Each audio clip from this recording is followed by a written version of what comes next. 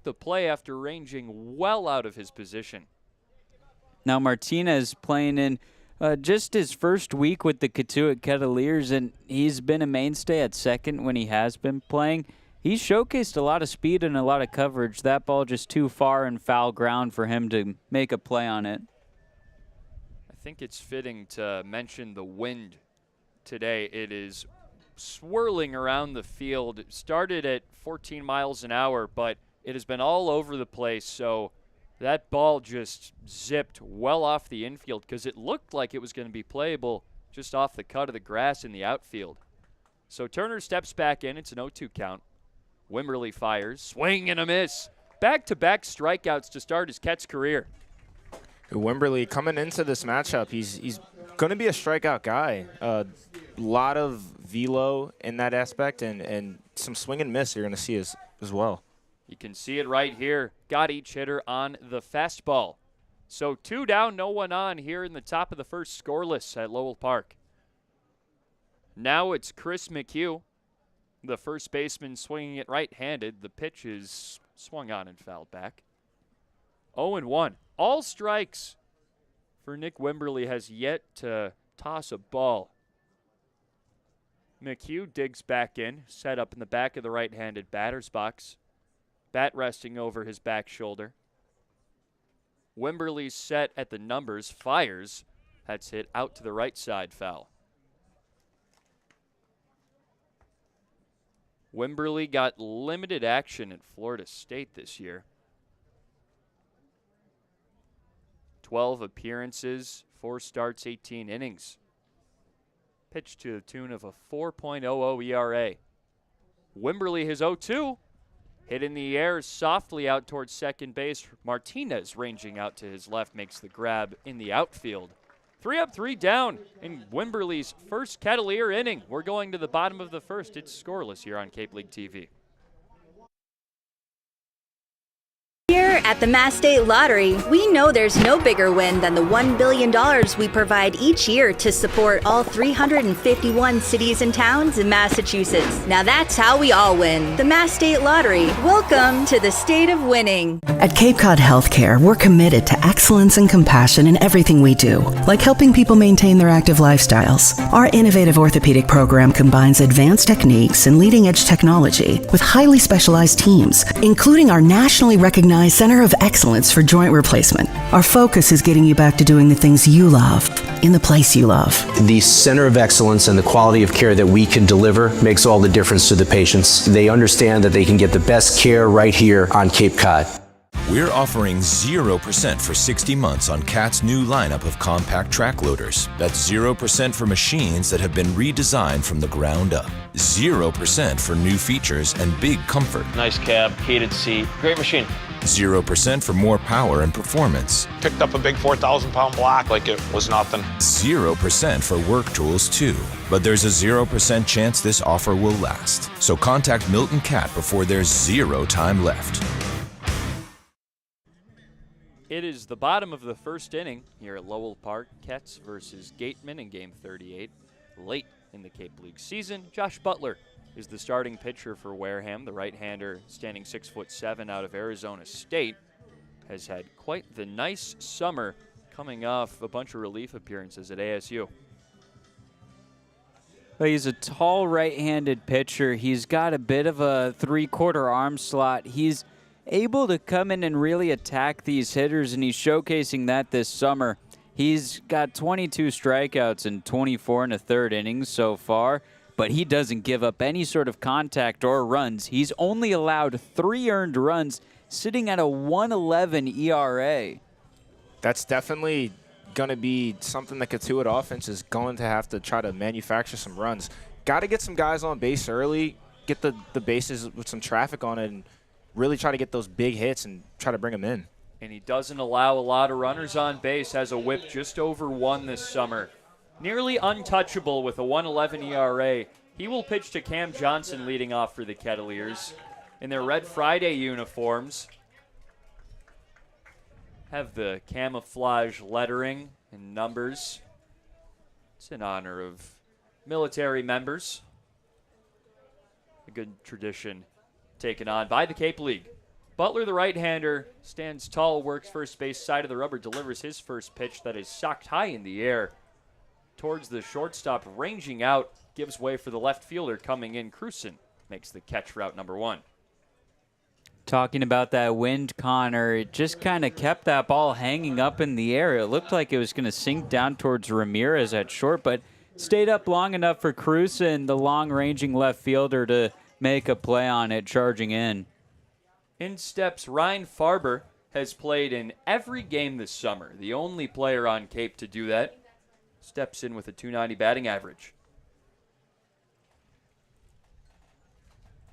Butler steps, kicks, delivers a fastball strike. Incredibly windy today, but it's beautiful out. Not many clouds in the sky. High 60s. Here comes the 0-1. Hits the corner. It's 0-2. Butler not going to blow you away. Works with a lot of off-speed stuff. That came in at 88. He's pounding the zone. Here comes his 0-2. Down in the dirt, a ball. It's a 1-2 count to Ryan Farber.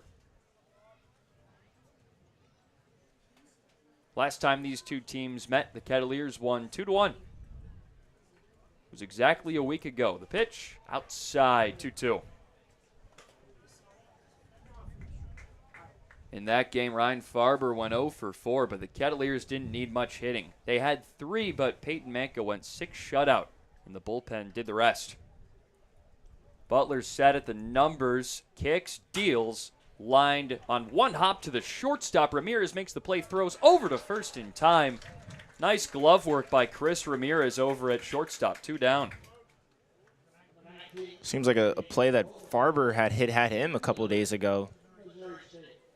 Farber has a great glove over at short, doing just what Ramirez did right there. Played it off one hop at his letters, spun, and made the throw.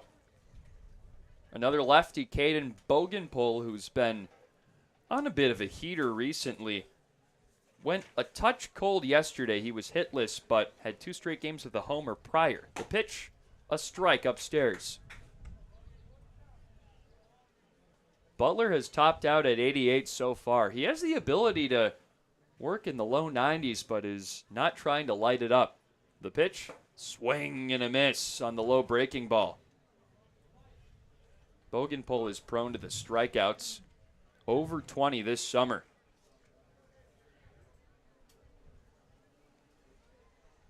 Here comes the 0-2. Taken low a ball. Rogers made a nice stop.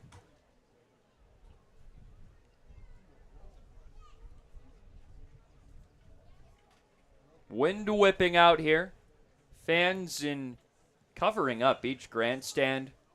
More down the first and third base lines. The 1-2 cracked on the ground. A dribbler towards the second base and ranging to his right. Randall throws and makes the play in time to first. 3 up, 3 down for each pitcher. Here in the first frame, we're through 1 complete. Going to the top of the second, scoreless here on Cape League TV.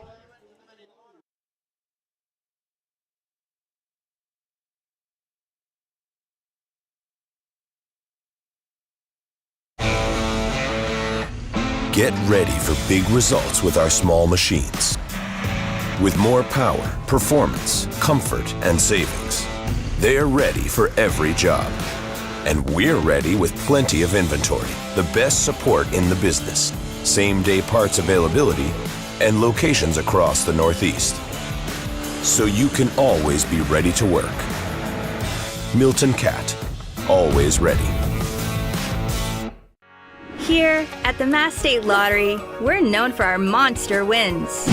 But there's no bigger win than the $1 billion we provide each year to support all 351 cities and towns in Massachusetts. In our game, we know that supporting local businesses and helping communities is how we all win. Because at the lottery, we're all playing for the home team. The Mass State Lottery. Welcome to the state of winning.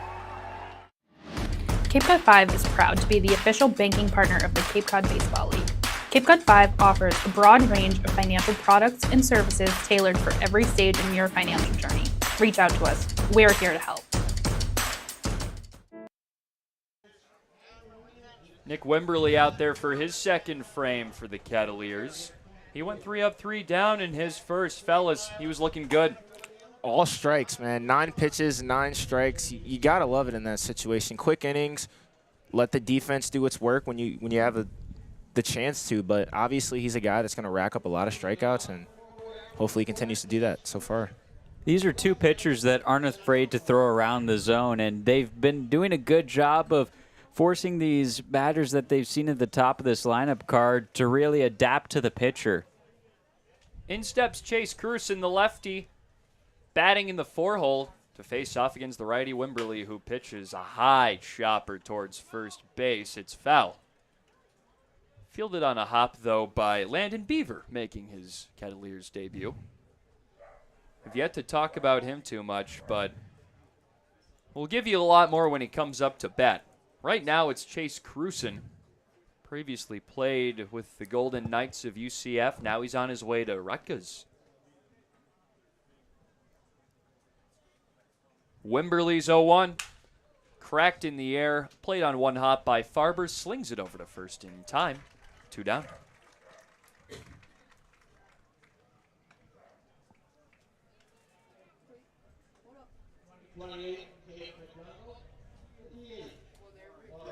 Caden McDonald preparing to step in. A true two-way player from Florida, has really excelled at the plate this summer. 280 batting average, 959 OPS. Wimberly retired 4 straight. He fires a high fastball. He's got the pop factor, too. He leads the Gatemen in home runs with 6. He's drove in 18 runs.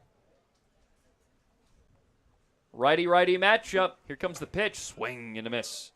1-1. And he has those power numbers and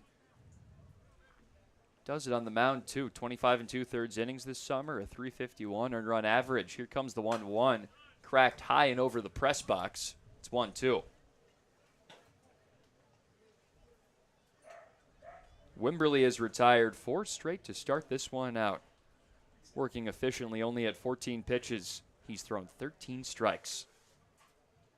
Wimberly set at his numbers. Kicks, deals, swing, and it's cracked through the left side. A base hit for McDonald, the first hit to Wimberly's tally.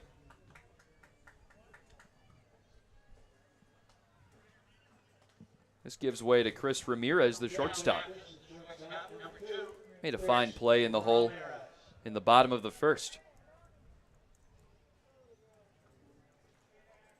Ramirez, one of the best bats this summer.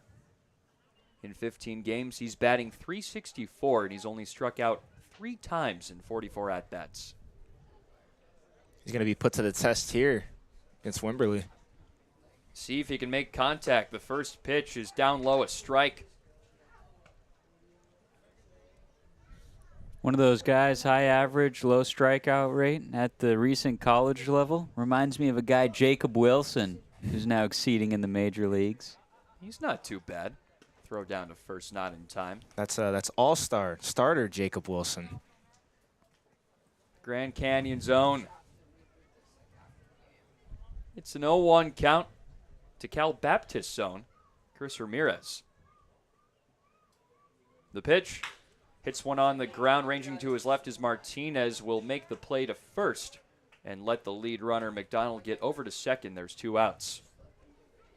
McDonald got a good jump on that ground ball. It was a real dribbler over to second. Plenty of time for McDonald to reach safely, but Ramirez, victim to the 4-3 put out.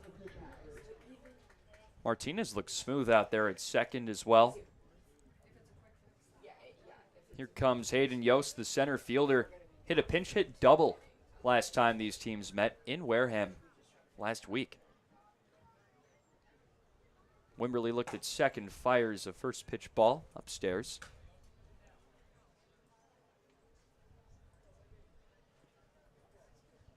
Yost has had a nice summer. He's playing center field today. 242 average to this point for him. The pitch hits the zone. 1-1. Umpiring crew today, Rick Force calling the balls and strikes. Mike Rabideau at first. Brenton Petrowski at third. McDonald a short lead off second. In a crouched position, Wimberly fires home. Strike 2. How about that efficiency? Just keep firing it through the zone. I mean, he's just throwing it all out there. 20 pitches, 18 strikes. Wimberly fires. Swung off the end of the bat, a liner out into left field. Levin only has to make a couple of steps in to make the head-high grab.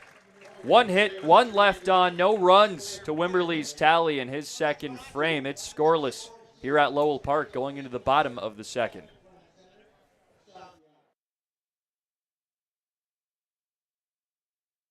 Dream it.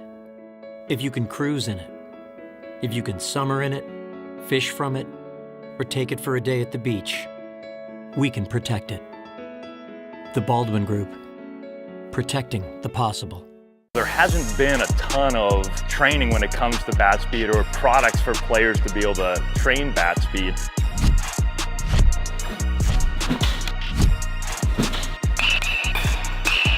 You can improve your bat speed and reach your goals working 10 to 15 minutes a day on this a couple of times a week. That's a no-brainer for every player.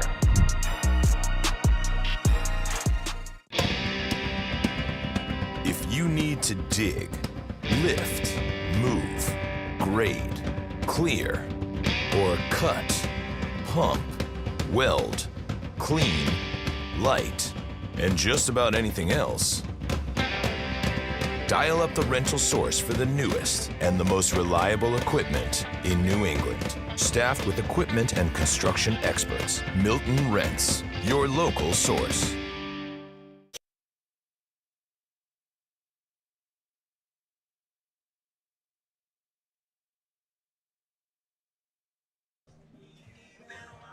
Scoreless here at Lowell Park. Josh Butler out there for his second inning. We were just talking about the clinch scenarios for Cotuit. It is possible for them to lock in a playoff spot with a win today and losses from Hyannis and Falmouth. A special thank you to Andrew Della Piana from Falmouth for sending us all the possible clinch scenarios. The lone way Cotuit can do it today is if the Kets win and then Falmouth and Hyannis lose. Today, Falmouth plays Bourne at 7. Hyannis plays Harwich at 6:30. Jack Natilli steps into the right-handed batter's box. First pitch to him is taken low, a ball. It's Natilli, Stevens, and Von Schlegel back in the lineup today. Man, the Cats were battered yesterday. They had to throw a pitcher in their lineup. The 1-0, outside, hit the corner, 1-1. Nick Greeny got a couple plate appearances, then Ryan Buckler pinch hit. That was something. It's a very interesting dynamic, especially this late into the season with the amount of games that are on the line. It's the 1-1 cracked on the ground foul. Got to talk to Hibbs after the game yesterday, and he kind of joked and was laughing and saying, you got to keep the next man up mentality, whether position player, pitcher. Yes, whoever's up there, got to try and hit if you can. Here comes the 1-2 to Natilli. It's outside, a ball. Greeny 0 for 2, Buckler 0 for 1. Ryan Buckler and Zane Starling are listed as options on the bench for today's game. The only true bat on the bench is Taggart Tyson today. Dean West is banged up. The pitch, that was upstairs. Count rolls to 3-2. Natilli had a couple of hits last night. He was the lone Kettleer with multiple in that game. Butler steps, kicks, unloads. That's hit softly in the air over towards the dugout of Wareham. Landed harmlessly. Our photographer Dennis got the ball. Did he actually? Yeah, I just saw him field it perfectly over on the right side of the dugout. Great stuff. Here's the 3-2. hit high and fell well into the trees on the right side. It stays 3-2.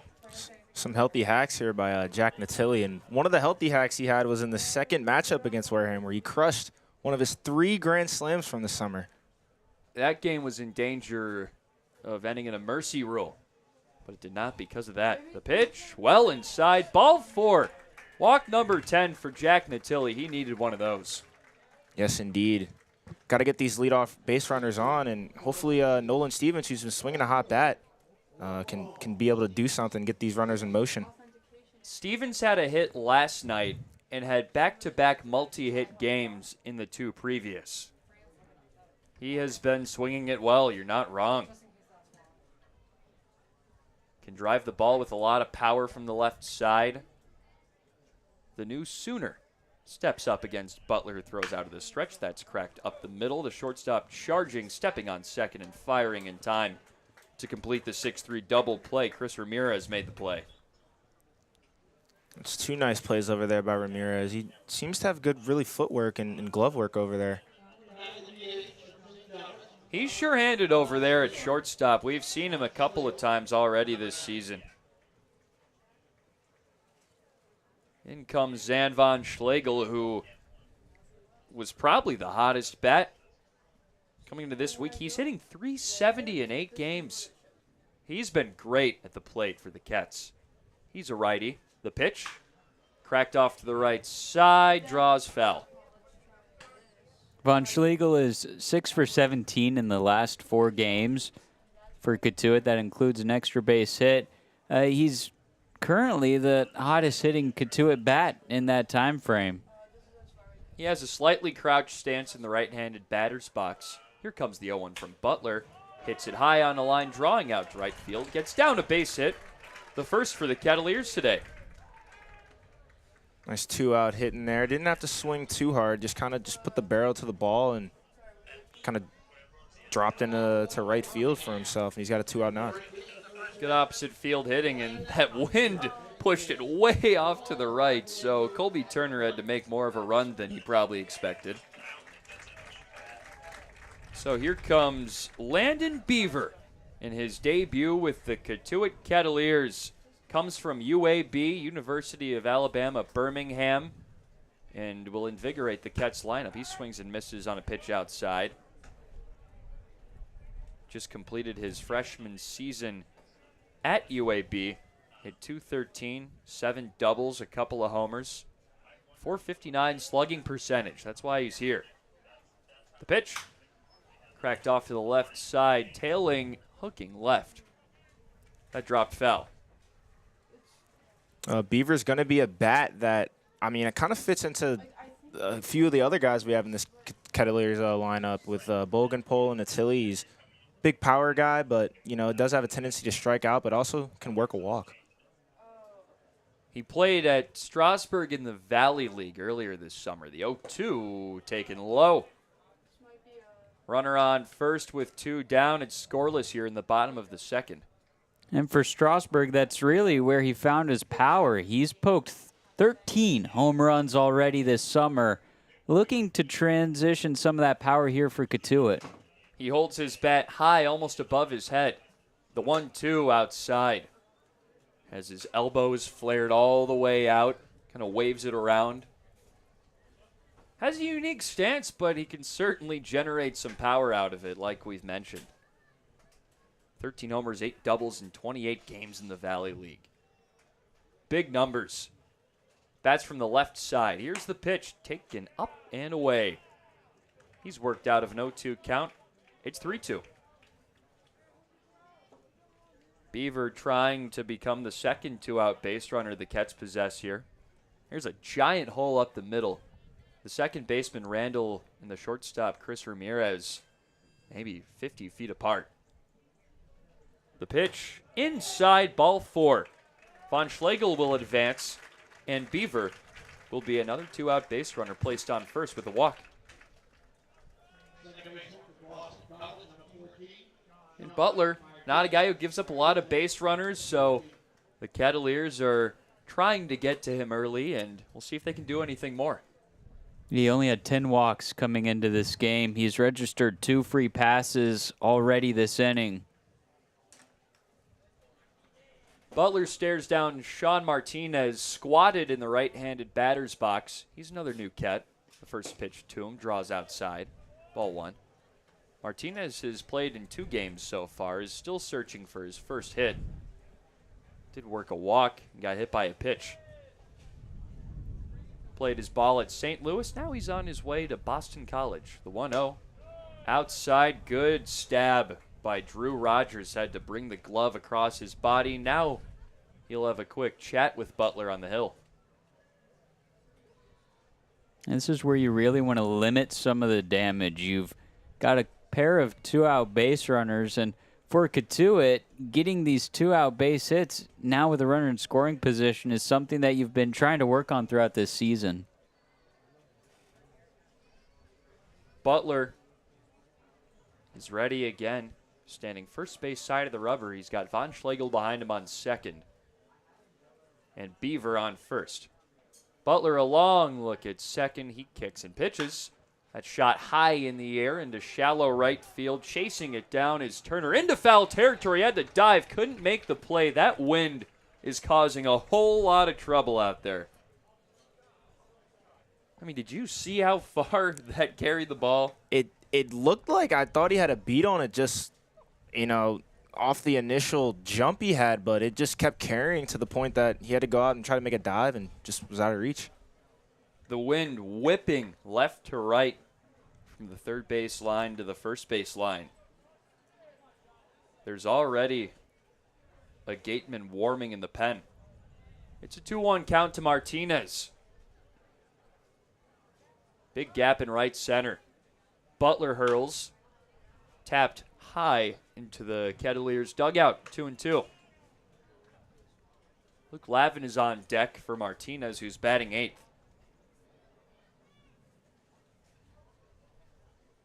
Part of a Kettleers team that's second in the league in batting average. This is really a matchup of 2 great offenses in the context of the Cape League. The check of second, the pitch. It's low, 3-2. Butler's getting worked. 32 pitches through an inning and 2/3, and he's allowed his last 2 on. Runners will definitely probably be moving on this pitch, so hopefully Martinez can try to find some space. Von Schlegel with an intermediate lead off second. Beaver well off first. Butler hurls, runners go, hits the outer corner, pulled the string, called strike 3.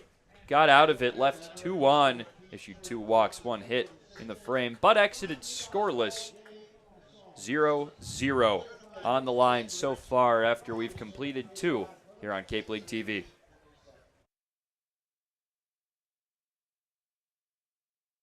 When we see our patient, our philosophy is to not just take care of the isolated pathology or problem that they're here for. We look at the care of a patient as the whole patient, how they hold hands with a spouse or partner, how they engage with their children or grandchildren. These are important things in the equation of how we decide optimal treatment for patients, whether that's non-operative or operative intervention. Every patient gets treated as a family member or as a pro athlete in our mind. We provide concierge level of care. That's how we want it done for our own, and that's what we continue to do here in the greater Boston area. Here at the Mass State Lottery, we know there's no bigger win than the $1 billion we provide each year to support all 351 cities and towns in Massachusetts. Now that's how we all win. The Mass State Lottery. Welcome to the state of winning.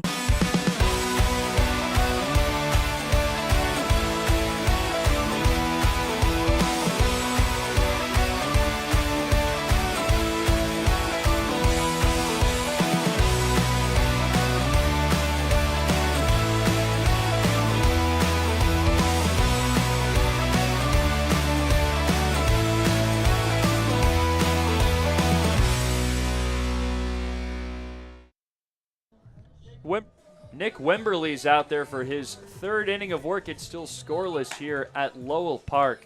Man, he's been dealing in his Kets debut, guys. It's been absolutely beautiful to watch. He's just continuing to keep the trend of Kettleer pitching as July. It's been a dominant month from their starters, and it looks like he's going to continue that into August here. Well, his first 2 innings of work were pretty carefree. He's only allowed 1 base runner so far, and it was a soft single through the gap into left field. His first pitch, a strike on the upper half to Jack Cale, a recent addition to this team. Plays his ball at Columbia. The pitch to the lefty, squares to bunt, missed it. 0-2. Cale's a guy that comes from plenty of summer ball work in the Coastal Plain League. He was a Wilson Taub last year and this year. Saw a lot of him last year.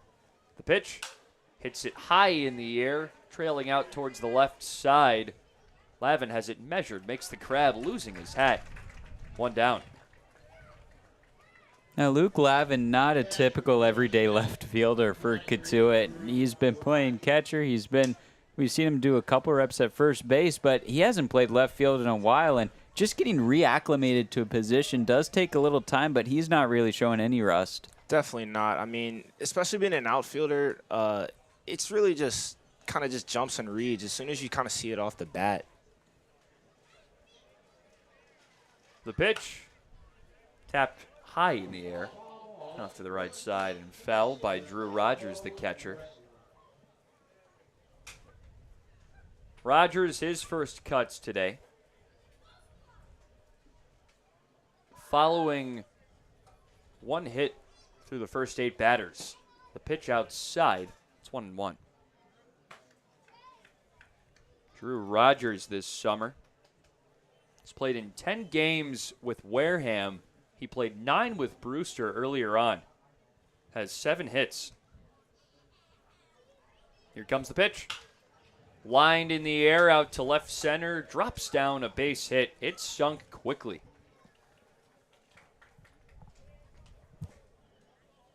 Two hits off Wimberly in his debut now.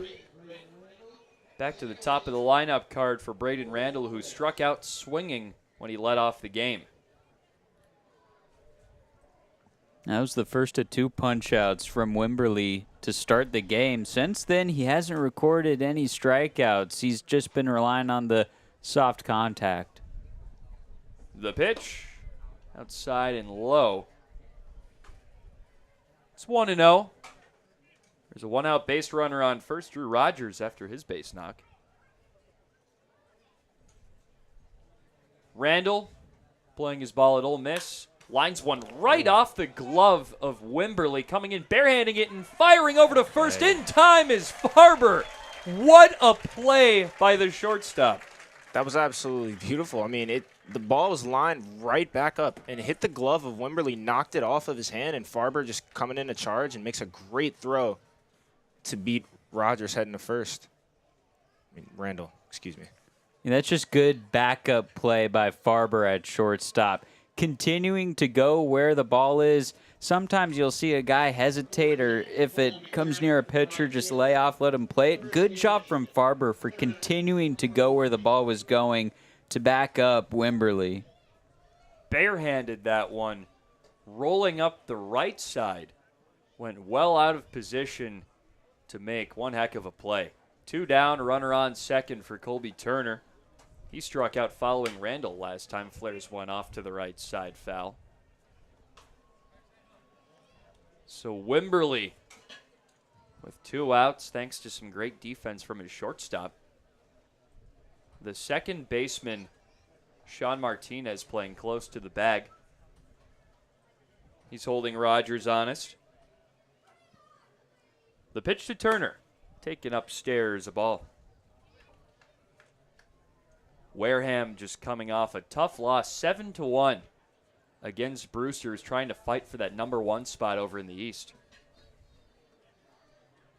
Gatemen mustered 7 hits, but struck out 10 times at the plate.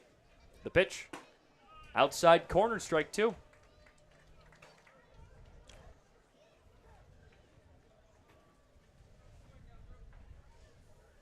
One, 2 is the count.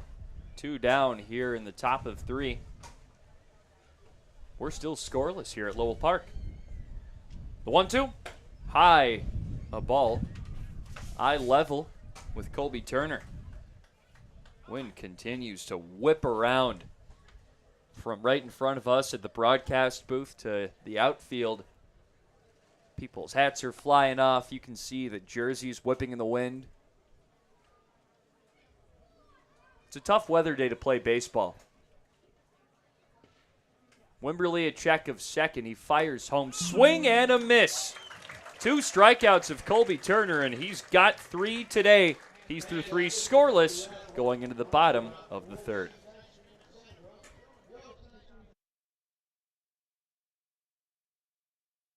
Hasn't been a ton of training when it comes to bat speed or products for players to be able to train bat speed.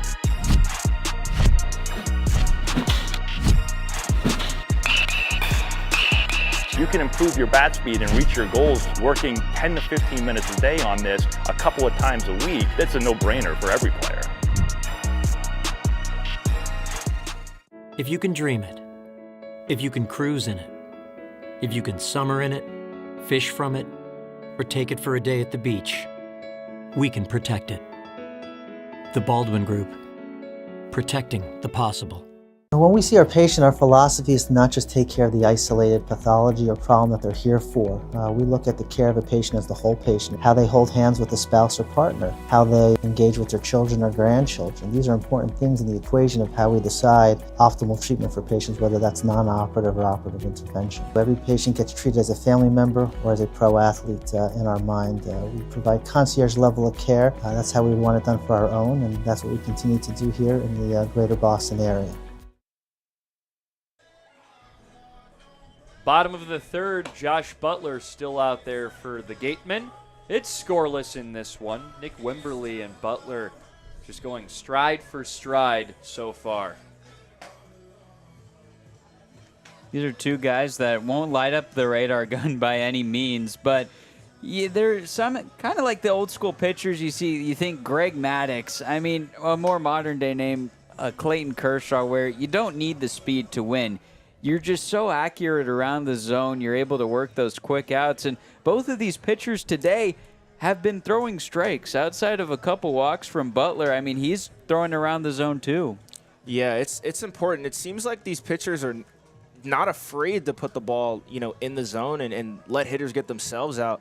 They both rely on decent ground ball rates and obviously can, have a decent amount of breaking stuff to be able to put guys away. But it's going to be very interesting to see how this goes as this game continues.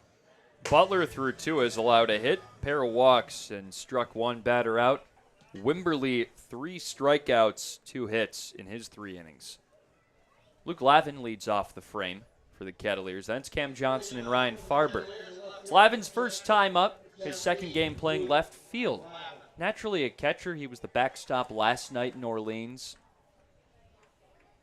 He went over. Lefty-righty matchup. Lathan, the left-handed swinging left fielder from Stanford.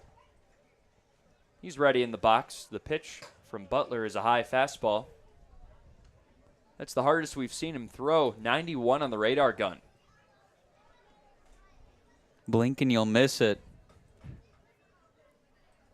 Oh, Butler slings it home. High fastball. This one got the zone. Count evens at 1-1. Great crowd on hand. Plenty of fans down in the concourse as well as they are in the grandstands. The 1-1 pitch. Flared off to the left and foul. 1-2. Fun atmosphere here at Lowell Park. It's Military Appreciation Day as well as Red Shirt Friday, so a lot of festivities here supporting the troops. It's Red Shirt Friday. The Kets have those jerseys on. The 1-2 from Butler is swung on and missed, his second punch out of the day. Took the elevator for that one. Just went with the high heat. Lavin was swinging up on it. Back-to-back Ks now for Josh Butler. Butler trying to limit the pitch count. He came in with over 30 pitches through 2. Now it's Cam Johnson, the speedy third baseman, a flyout in his lone plate appearance today. Johnson waves the bat back and forth over his left shoulder. He's ready. Butler pumps and fires. A ball just inside.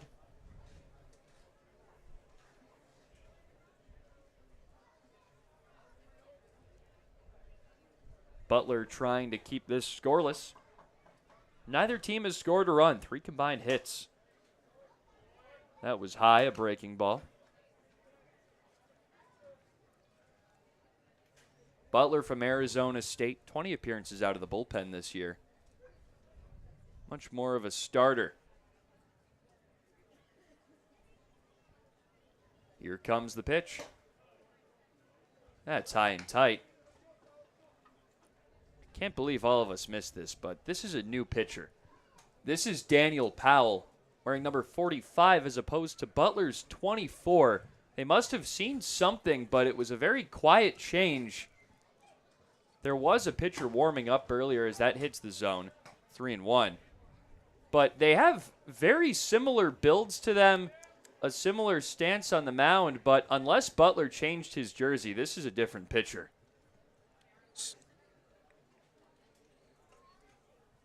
Powell steps and delivers. That's high, ball 4 to Johnson.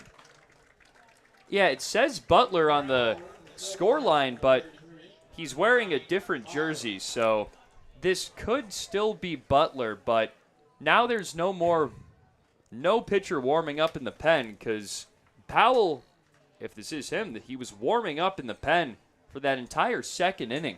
Let's see what Daniel Powell looks. He looks very similar to Josh Butler because of course he does. I mean, this is tough. They both have a goatee going on. They're both tall, skinny guys. As that was tossed in for a ball. I'm all crossed up with this one, fellas. We can't be the only ones because it looks like a very similar build. Jeez. The Cape League scoring says that Butler is still out there. So even if it is Powell, he's not getting the stats right now. The pitch is upstairs. 2-0. The only difference is Powell is 4 inches shorter than Butler. This guy does look closer to 6'3" than 6'7", I think. I'd agree. We're trying to play detective up here in the booth. He deals. That's a strike on the inner half, and he's throwing harder than Butler did. Just a bit, because Butler didn't hit 90. And although this is not much faster, 91, 92 on the gun. It definitely makes a difference. I can tell you from the guys probably being in the box, it's a little bit different. They both work first base side of the rubber. Here comes the pitch. That shot on a line drifting towards center field. Coming in and making a diving catch is the center fielder Yost, who fell to his knees. 2 down.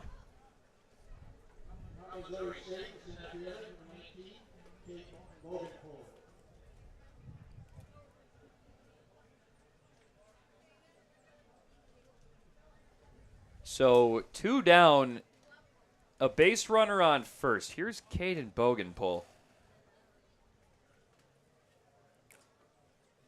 I'm going to have to go sleuthing. I think we'll have to check with some people because this has to be Daniel Powell. He has a slight crouch in his stance on the mound, a slight bend to his knees. Butler was straight up. This is Daniel Powell. The righty deals, runner goes, pitches high, the throw down is in time. They got Johnson trying to swipe second, and the inning is over. We've played 3 here at Lowell Park. Talk to you again in the top of the 4th. It's scoreless. Cape Cod 5 is proud to be the official banking partner of the Cape Cod Baseball League. Cape Cod 5 offers a broad range of financial products and services tailored for every stage in your financial journey. Reach out to us. We're here to help. Here at the Mass State Lottery, we're known for our monster wins. But there's no bigger win than the $1 billion we provide each year to support all 351 cities and towns in Massachusetts. In our game, we know that supporting local businesses and helping communities is how we all win. Because at the lottery, we're all playing for the home team. The Mass State Lottery. Welcome to the state of winning. There hasn't been a ton of training when it comes to bat speed or products for players to be able to train bat speed.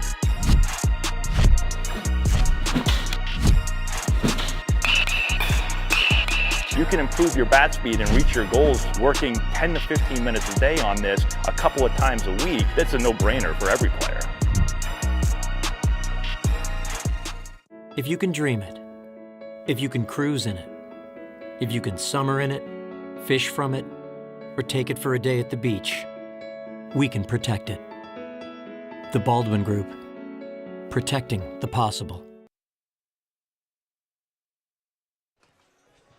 It's the top of the fourth, still scoreless. Nick Wimberly remains out there on the hill. Are we sure? Well, if you're just now joining us in this scoreless ball game, Daniel Powell very quietly entered the game for Josh Butler after 2 innings. No announcement, no nothing, but they look incredibly similar. But I noticed the difference in number, but they have almost the same wind-up, a very similar setup. They have the same facial hair and hair. It's ridiculous, but Butler was pulled from the game, and we don't know what happened yet, but he's gone. Wimberly fires. That's a strike on the outer half to Chris McHugh. I mean, with the jersey number and the velo you kind of pulled out there, he was throwing about 2 to 3 miles per hour faster, but I'm not sure how anyone didn't catch that. Wimberly got a swing and a miss. It's 0-2. Wimberly's through 3 complete, scoreless, just pounding the zone. And Butler was pitching very well, too. Scoreless 2 innings for him, but he's out of the game. The official scoring has not caught up with it. The 0-2 is hit on a line out to right field, foul. But yeah, it still says Josh Butler has thrown 3 innings for the Wareham Gatemen. I mean, he didn't give up any runs, so I guess it really doesn't hurt him from that aspect, but definitely wasn't his line there. And we really confirmed it when we looked in the dugout and we saw Butler with his 24 over there. Swing and a miss. 4th strikeout for Wimberly. He is dealing in his debut. Not only dealing in the debut, but 38 pitches now, 32 strikes. He's just throwing everything around the zone. He's all over it. Now Wimberly faces Chase Cruson, the left fielder, hitting .280 this summer. First pitch in there, a strike. Just continues to hurl it around the corners. Just doesn't seem to miss much. Cruson grounded out to Ryan Farber his first time up. The 0-1. Cracked into the netting over the Wareham dugout.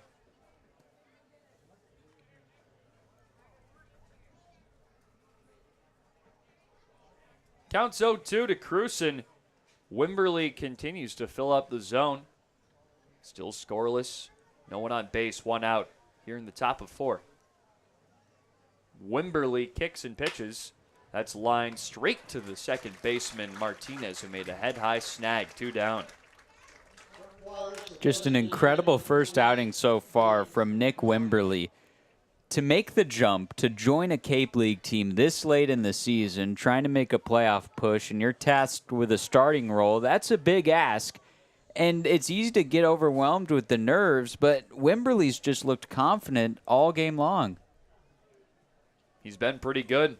Now he faces the designated hitter, Caden McDonald. His first pitch to him skips to the backstop past Jack Natilli, the catcher. That's his first big miss all game. Yeah, that's for sure. Hopefully we don't see many more of those, but by the trend he's been pitching, it doesn't seem like it. Wimberly fires the 1-0. That's taken low, a strike. Just painting. Wimberly only 4 starts at school, and it was mostly just as an opener. Wimberly, the 1-1. Skied out to right center field. Martinez out there gives way for Stevens coming in to make the grab. Head high. We're through 3.5 going into the bottom of the 4th. It's still scoreless here at Lowell Park. there's a 0 chance that you'll want to miss our 0% for 72 months offer. For a limited time, CAT is offering 0% on the purchase of many new small excavators. That's 0% for better performance, 0% for next generation features. Great machine. It's quite impressive. 0% for work tools too. But there's a 0% chance this offer will last. So contact Milton Cat before there's 0 time left.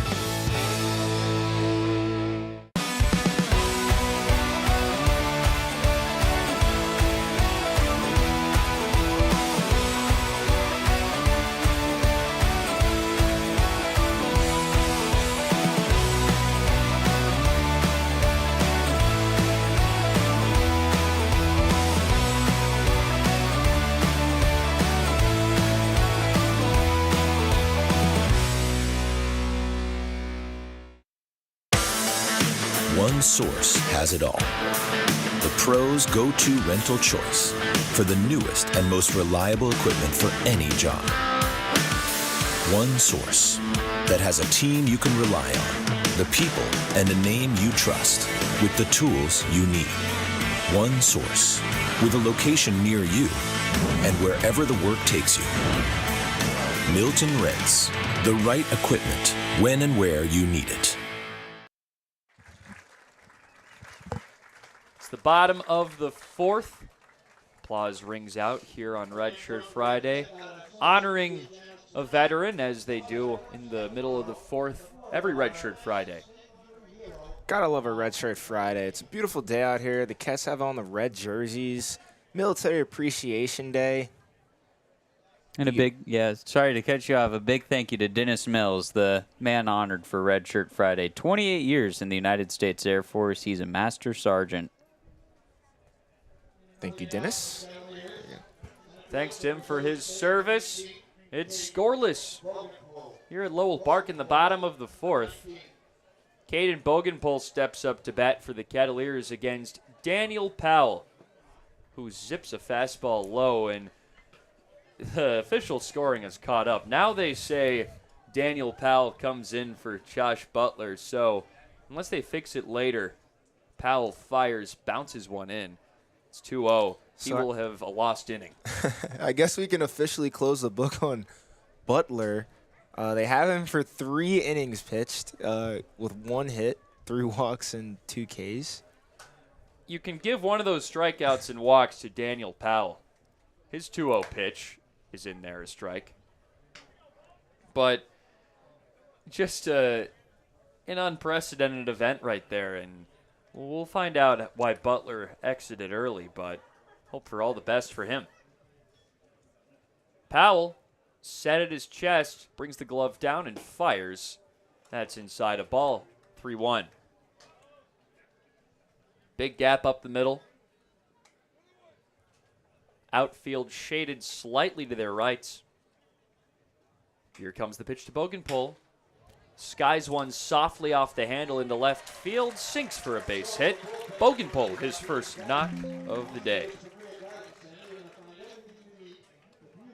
Seems like Caden Bogenpole starting to turn a corner these last couple games. I mean, hitless yesterday, but it seems like he's putting better swings on the ball. He's getting into better counts. At one point, his batting average was sub 200. He's brought it up to 232 in less than a week's time. Brings up power threat Jack Natilli, who worked a walk his first time up.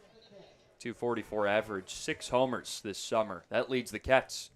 First pitch, down low, bounces off the chest protector of Rogers, and he can't bring it up in time to get Bogenpole, who ran to second base.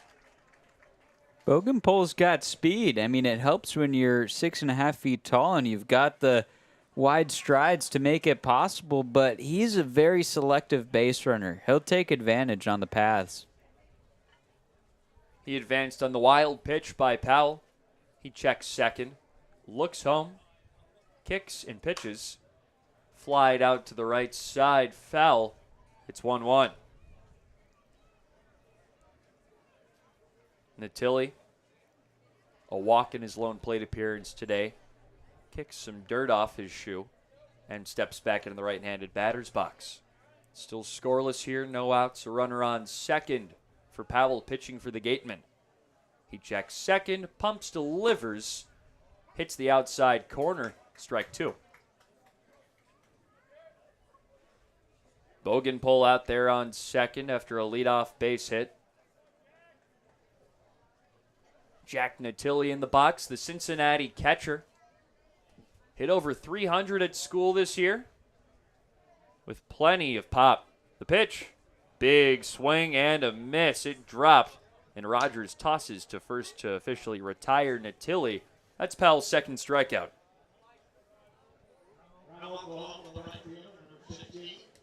This will bring up Nolan Stevens, who's been driving the ball well lately. A hit yesterday, 4 hits over the 2 before. Stevens the right fielder, initially out of Mississippi State. Now he's on his way to Oklahoma. Will be teammates with fellow Ket Cam Johnson and former Ket. Well, Powell looks off Bogenpole at second. I was about to say Bo Sampson, but I recalled he's on his way to Tulane for his junior year. The lefty's no longer with the Kets or the Sooners. Here comes the pitch. Taken inside, a strike. It's 0-1. Big fan of Tulane. Did you guys see they had Mardi Gras themed jerseys? The Tulane baseball team? I did not, but that sounds like a very interesting concept. I'll pull up a picture. A throwback to second, and they got Bogenpole. He was well off the bag in no man's land, and Powell with a deceptive pickoff move. It's a very, very sneaky move, and it caught Bogenpole by surprise. That's just not really something you really can have happen with a runner in scoring position with one of your, hottest hitters up as of late. Now Stevens will bat with 2 down and no one on base. Here comes the pitch. Checks no swing. The pitch was low in the dirt. It's 1-0. Or 1-1. You see those jerseys? Look. Those are nice. Those are definitely nice. What's the color scheme on that? It's the Mardi Gras colors, green, purple, and yellow. The pitch. Clobbered on a hop towards second. Collected and thrown in time by Randall to retire. Stevens, side retired by Daniel Powell. We're going to the top of the 5th here momentarily on Cape League TV. The Kettleers interns in the very popular t-shirt toss is brought to you by Paul J. Casalt & Sons, certified roofing experts, proudly serving Cape Cod and Plymouth since 1927. If you've got roofing, siding, or gutter needs, let the Casalt family take care of your family. Be safe and comfortable in your home in any season with a Generac automatic standby generator from RCA Electric and Generators in Mashpee. RCA does it all, from consultation to installation to maintenance. For more information, visit rcaelectric.com. RCA Electric and Generators in Mashpee, generating trust. Kettleers Baseball is brought to you by Mid-Cape Oral Surgeons, the maxillofacial surgery and dental implant center of South Yarmouth. Doctors Thea Herodis, Meyer, and Sarapak are the Cape's leading experts in oral biopsies, wisdom teeth extractions, and dental implant reconstructive surgery.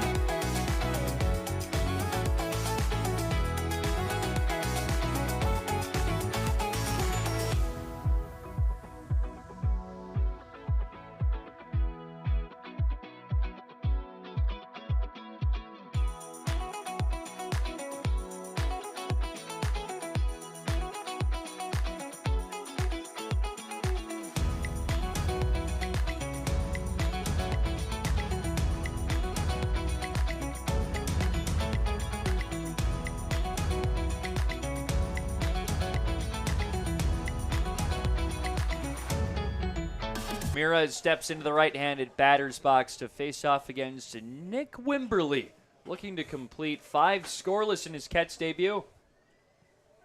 Wimberly's been pitching great so far. Here's his first offer to Ramirez. That one looked like it floated into the zone, but it's 1-0. Had some decent break on that. I'm actually interested in what that pitch was. Like some type of slider, but cut a little bit more. Came in at 80, so it's got to be. That's a slow cutter. The 1-0 hit high in the air out to right field. It's sailing off to the right. Stevens making a long run and loses it. Fell right by the fence. Man, any ball hit up to the right side gets caught in a wind vacuum, and it's almost impossible to read. Yeah, there's a bit of a jet stream, and you have to be on your horse because wherever you think the baseball is going to land, the wind's going to take it about 10, 15 yards further than where you were originally thought. On a normal day, that would have been an F9 inside the foul line, but that one got all the way to the fence in right field. The 1-1 taken just outside. I think that might have been that same slider cutter that he was going for. This one just broke even more off to the left. Could we call it a sweeper? I think that's a sweeper. Here comes the 2-1 outside. 3-1. Definitely had some sweeping action to that. I think that's what it did the most. Rather than cut, it was sweeping across the zone. And that first one he threw started on Ramirez and broke just a bit low of the zone, but over the plate. Here's the 3-1 just inside. 4 balls, and Ramirez will take his base. Gives up the walk there, but those pitches for the most part looked decently close. Might have just been a bit outside or a little up, but not bad locations. Just good takes from Ramirez. His 10th walk of the summer. In steps Hayden Yost, the center fielder, swinging it left-handed. Yost is 0 for 1 with a flyout. Throw back to first, not in time. Ramirez a threat to steal. So far this summer, he's swiped 5 bags. Yost in the batter's box has struggled with the strikeouts. 31 this summer. The pitch. Strike 1 on the outer half. Now Wimberly creeping towards that 50 pitch threshold. That was just pitch number 5-0 on the day. So he's getting a little bit up there, especially this being his first outing of the summer for Cotuit.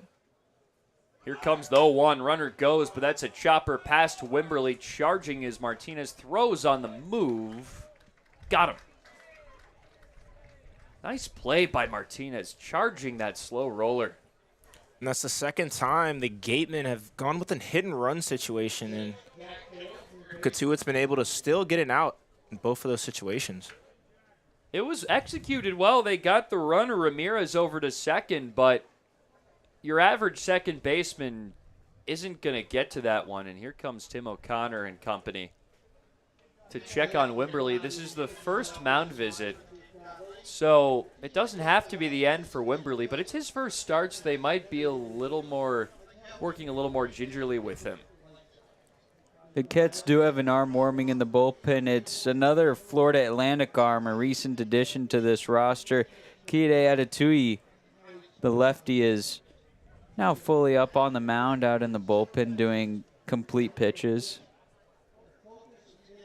So the outing for the right-hander Nick Wimberly does not look to be over yet, and I don't see why it would be. 51 pitches through 4 1/3. I mean, if they really wanted to, if he gets through the next 2 batters quickly, there is a world where you could give him 6, but I doubt you would work him that hard in his first start. Nah, it doesn't seem that way, especially being that you have some arms that have yet to make their debut as well, especially with more guys in the pen that could obviously use some more work. But we're going to see. Cats added 7 players over the past 3 days. The pitch is low, a ball to Jack Cale. 6 of them are pitchers. One of them, Wimberly, works first base side of the rubber against Jack Cale, the third baseman from Columbia. Has the yellow-barreled bat waving it above his head. A pickoff move over to second. Almost went to the outfield, but Farber stuck his glove out and grabbed it. Wimberly 6 starts earlier this summer with Southern Maryland in the Cal Ripken Collegiate League. Here's the pitch. Outside, a ball. He had a 2.67 ERA in 27 innings, only allowed 26 base runners, a whip under 1, and struck out 43 batters. Dominated. The 2-0. Lined foul off to the left. 2-1. Wimberly hasn't lost anything on his fastball either. He's topped out at 93, but he's been consistently around 92 in this inning.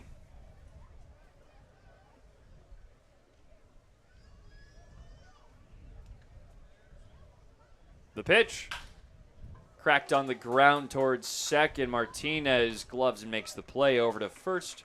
2 down, runner moves to third. That's Ramirez. What I've been able to see from Wimberly so far is he obviously has the, pitches to be able to put guys away and punch some tickets with a strikeout rate of 28% at Florida Atlantic, but he's a pitcher that relies a lot on the ground balls. Is 60% of his batted balls. Gets a lot of them on there, and that's how he's gotten his outs primarily, despite the 4 Ks. The pitch on the ground towards third, foul. Ramirez had to jump to avoid it. This is Drew Rogers. He had the second hit of the ball game for Wareham, had a single in the third. He's got an 0-1 count, and he's really struggled this summer. 19 games between Brewster and Wareham. And he's hitting low 100s. 094 with Wareham. Here's the pitch. Hit on the ground to the same side. 0-2. Rogers, the catcher, just played his freshman year at Georgia Tech. Was really good in limited ABs. 67. He had 18 hits and 6 homers. The power-hitting catcher steps back in. 0-2 count with 2 outs, a runner on third. It's scoreless still in the top of the 5th. Here it comes. Pitch dove off. Probably wanted some swing and miss on it.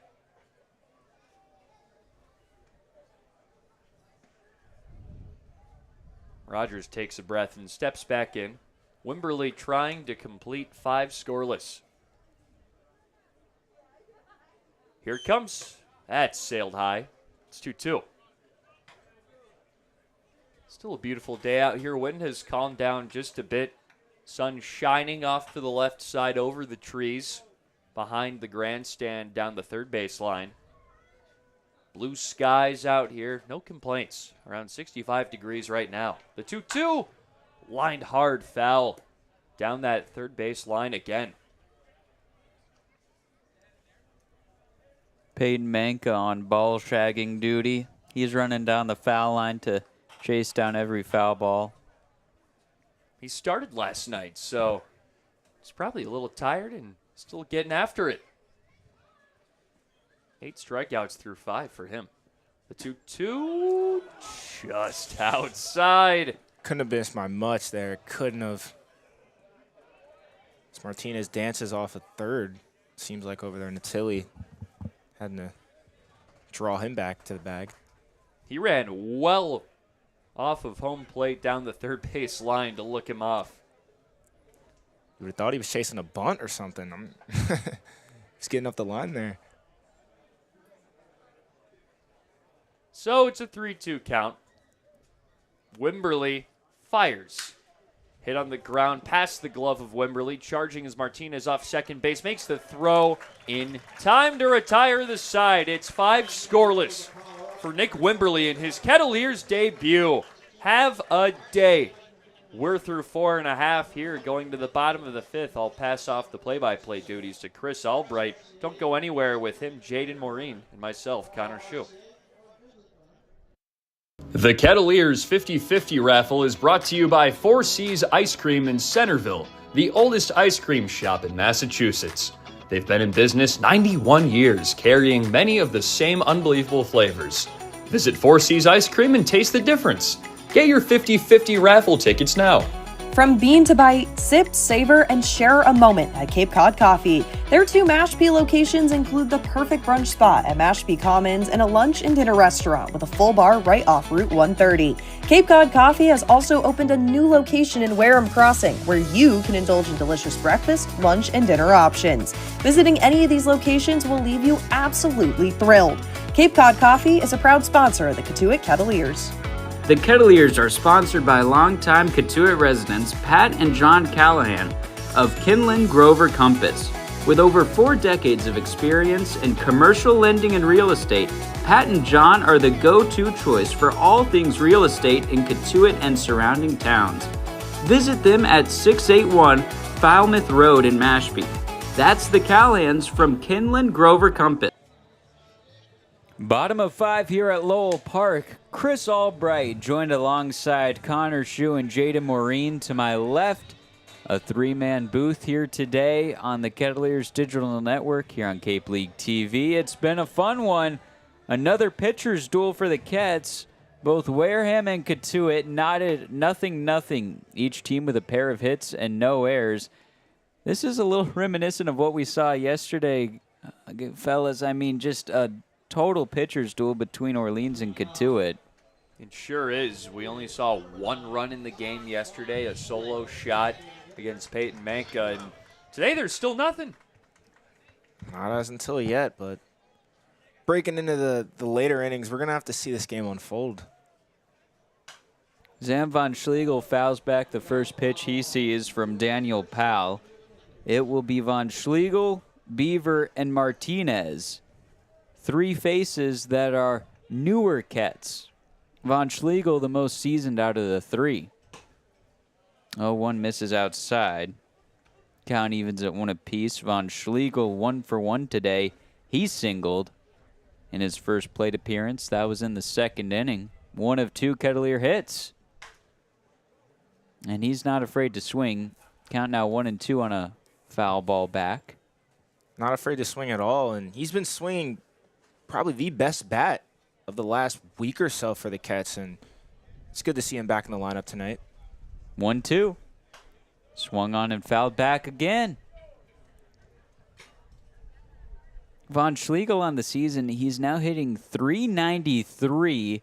Granted, it's with a much smaller sample size, but he's got the contact. He'll take upstairs. Count evens at 2 apiece. Shadows creeping across third base. Time beginning to wind down here. That 2-2 is hit high in foul ground near the first base dugout of Wareham, and the wind will push it over the netting and out of play. It's insane. We've seen every baseball that's hit somewhere down the first base line. They've carried, and that one even carried out of play over the netting. This wind is you can't help but think this might play a factor at some point in the outcome of this game. The wind's not blowing out to the outfield, so it won't aid any hitters, but it's putting some balls out of play. 2-2. Brushes back Von Schlegel. Well, if you hit one to, let's say, right center, that one might just careen over the head of your right fielder. Payoff pitch. Swung on and fouled to the Cotuit third base dugout. And as a result, you could have a few extra bases off of your hit if it's that hard for your right fielder to read, since it's just cutting across so quickly. Very correct. We could see some bonus extra bases today. 3-2. The righty Powell delivers. Swing and a miss. Got Von Schlegel swinging. That is the 3rd strikeout from Powell today. He's now in his 3rd inning of work. Good pitch there by Powell. Pumped that one at 91 up in the zone to Von Schlegel. Just couldn't catch up to it. Now Landon Beaver is up. This will be his 2nd plate appearance as a Cotuit Kettleer. He walked in his first. He swings at the first pitch and fouls it, slicing over the netting down the left field line. Count 0-1 with 1 out here in the bottom of the 5th. Still no score in this game. Beaver, 6'2", the lefty out of Phoenix City, Alabama. He swings at the 0-1. It's a grounder towards second. Randall gloves and will gun to first in time. 2 away.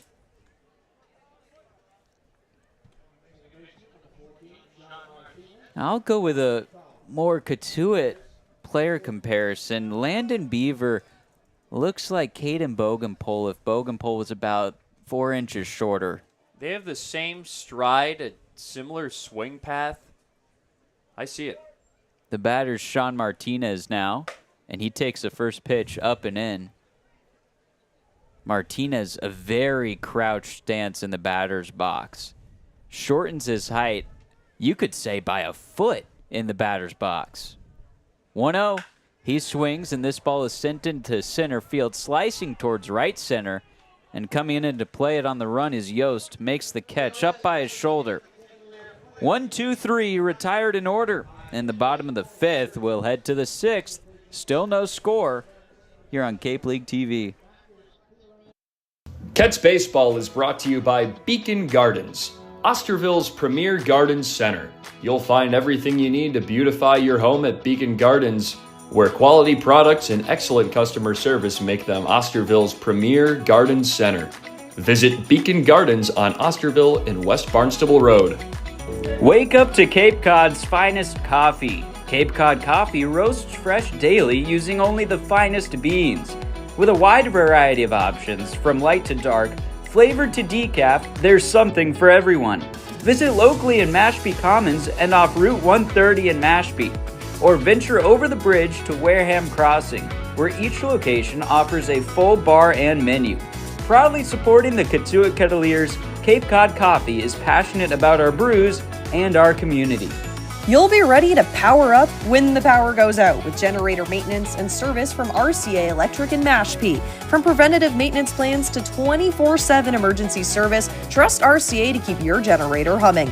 Call us or visit rcaelectric.com. RCA Electric and Generators in Mashpee, generating trust.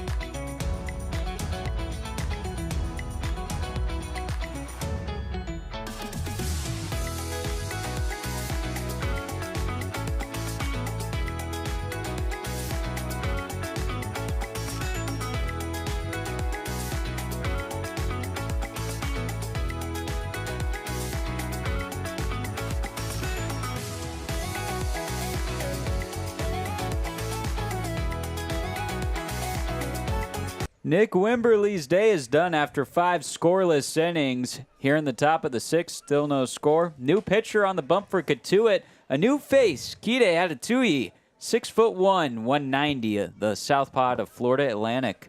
Yeah, he only pitched in 21 games for Florida Atlantic, going 15 innings. He struck out 12, but he's walked 10, so he does have a tendency to give up the walks and some hits. And with Besida in the Cal Ripken Collegiate League, he's another pickup from there like Wimberly. He allowed 1 earned run over 29 innings. Wow. He'll be facing the leadoff man, Braden Randall. His first test in the Cape League, and he fires a first pitch ball, 91 miles per hour, low and away. It will be Randall, Turner, and Chris McHugh.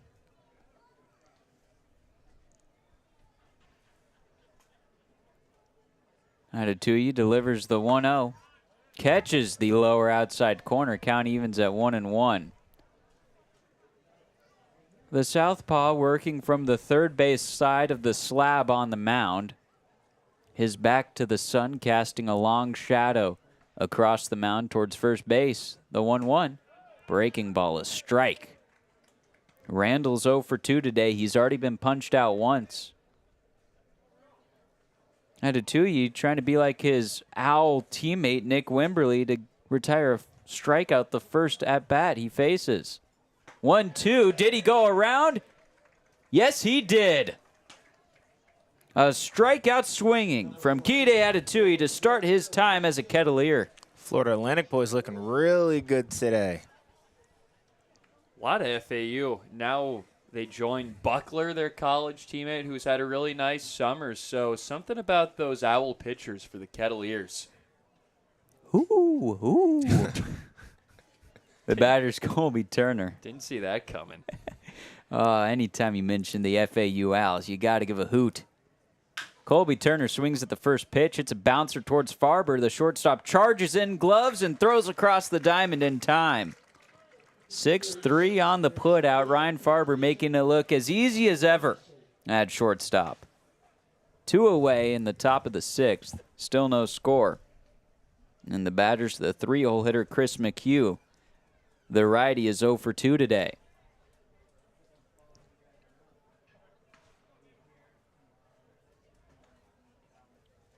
Atatui rocks a little bit before setting. He delivers. Backdoor breaking ball in there for strike 1. Got a good arc on the breaking ball. Definitely. He's not afraid to throw at first pitch either. Got to love that. 0-1. Same breaking ball. That one stayed outside.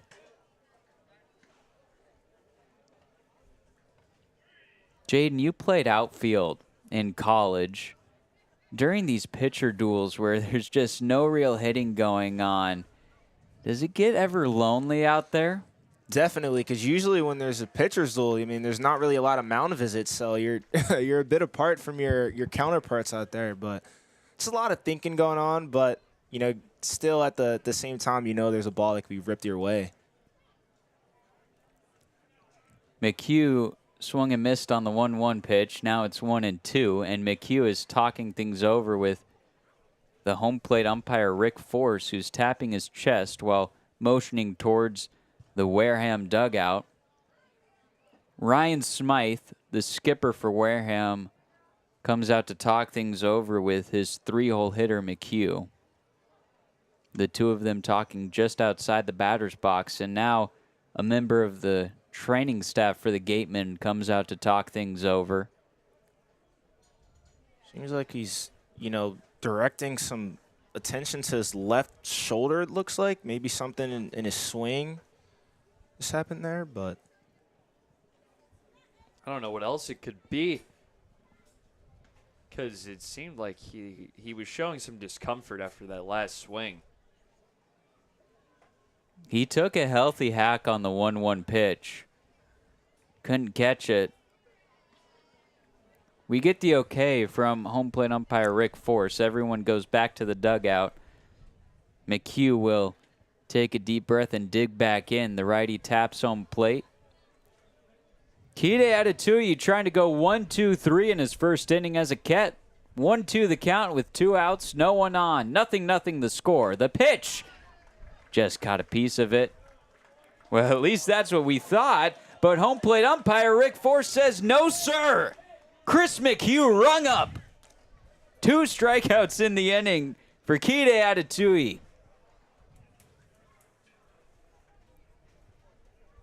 Beacon Gardens is a proud sponsor of the Kets, Osterville's premier garden center. Located on Osterville, West Barnstable Road, Beacon Gardens prides itself on quality products and excellent customer service. Check out their tremendous assortment of garden products. That's Beacon Gardens, Osterville's premier garden center. Boston Hand to Shoulder, trusted orthopedic specialist for athletes and everyday people, is your go-to team for Boston's professional athletes and people across New England. So if an injury is slowing you down, Boston Hand to Shoulder is now on Cape Cod. Call 617-965-HAND for all your hand and upper extremity needs. Go Cats! Need an ice cream fix this summer? Stop by the Four Seas Ice Cream in Centerville, the oldest ice cream shop in Massachusetts. They've been in business 91 years, carrying many of the same unbelievable flavors. Visit Four Seas Ice Cream and taste the difference.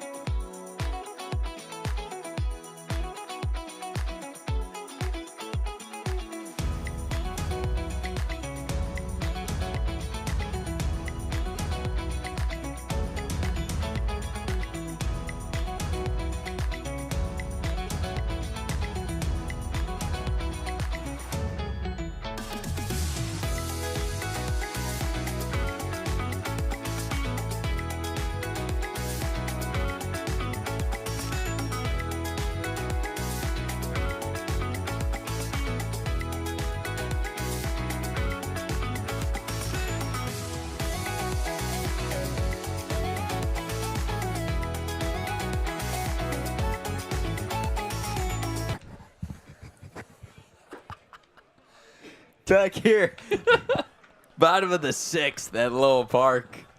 Just was T-shirt time, and I'll tell you, the wind is affecting the T-shirts as well. They just launched one over the stands. Call stood. Rick Force said Chris McHugh did not foul tip. There was a lengthy conversation during the break between Ryan Smythe and the umpiring crew, and the consensus was he swung and missed. 2 strikeouts for Kide Atatui, and I mean, we'll call it how it was. It was pretty close. McHugh had a case for fouling off that pitch. I thought I heard it. I'm surprised the umpire didn't hear it on that one. I mean, it happens.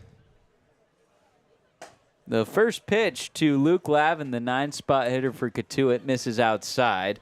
Daniel Powell still out pitching for Wareham. He's into his 4th inning of work after relieving Josh Butler. 1-0. Wave and a miss from Lavin on a middle cut fastball. 1-1 the count. Bit of a wonky day here at Lowell Park. First pitch was at 4:30. It's just 6:02, an hour and a half into this one. 1-1 misses up and in on Lavin. He's 0 for 1 today, struck out in his first plate appearance, and that was the first batter that Daniel Powell faced in his outing. He's now staring at guys for the 2nd time today. 2-1. Swung on and lined out to left field, staying up enough for Cruson to take a step in and make the catch up near his shoulder. Now the lineup card will flip. Camden Johnson will be up for the 3rd time today. His 2nd time against Daniel Powell. He won that battle. He worked a walk.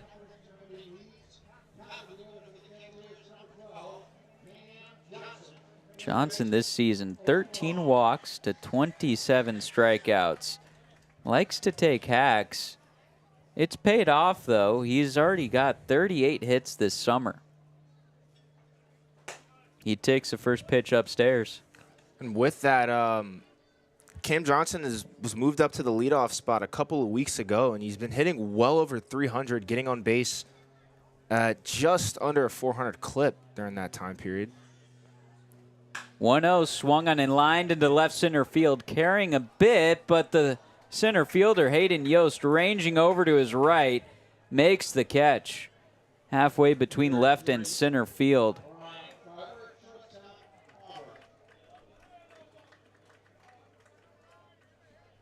Ryan Farber up. He has been a workhorse all summer long, sounding like, who is it? Who's the Pat McAfee? Workhorse. He's appeared in every game of the Kettleers season so far. Has not missed a beat, and he's been producing. Farber takes the first pitch, breaking ball strike. 2 outs in the bottom of the 6th. Still no score.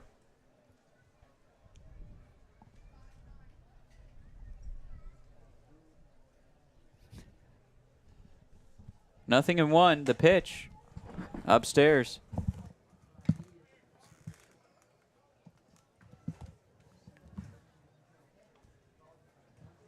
One ball, 1 strike, 2 outs. Daniel Powell dealing to Ryan Farber. The pitch. Wave and a miss on a breaking ball low in the dirt. 1-2 the count. Shadows creeping across the infield from third base to first. They've completely enveloped the third base bag, about halfway between third and second. 1-2 with 2 outs. The pitch. Swung on and hacked foul towards the grandstand up above the Kettleers' third base dugout. Would love to see Farber reach base here and see if, the Cats can start something with 2 outs. They got a pair of base runners with 2 outs in the second. Looking to do the same here. 1-2. Up and away.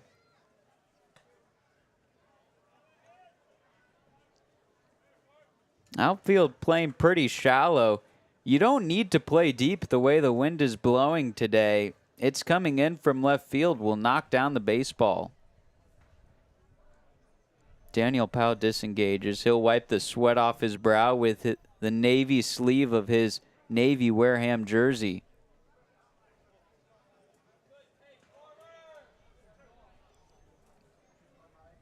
Seems like there was a pitch clock violation on Powell, and that's going to give Farber a full count here to work with. Farber gets the automatic ball on the pitch clock violation. Teammates telling him, good take. He worked the count full. Impeccable eye. You can't fool Ryan Farber on a pitch like that. There'll be a meeting on the mound now between Drew Rogers and Daniel Powell.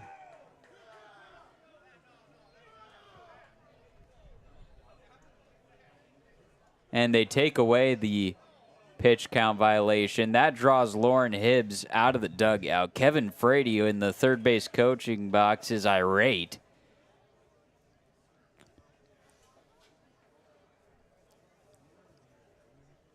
So it looked like the umpire signaled for the pitch clock violation. It looked like he was giving somewhat of an explanation to Wareham's head coach, and then I guess decided that it wasn't a violation, and Lauren Hibbs looks like he's looking for an explanation.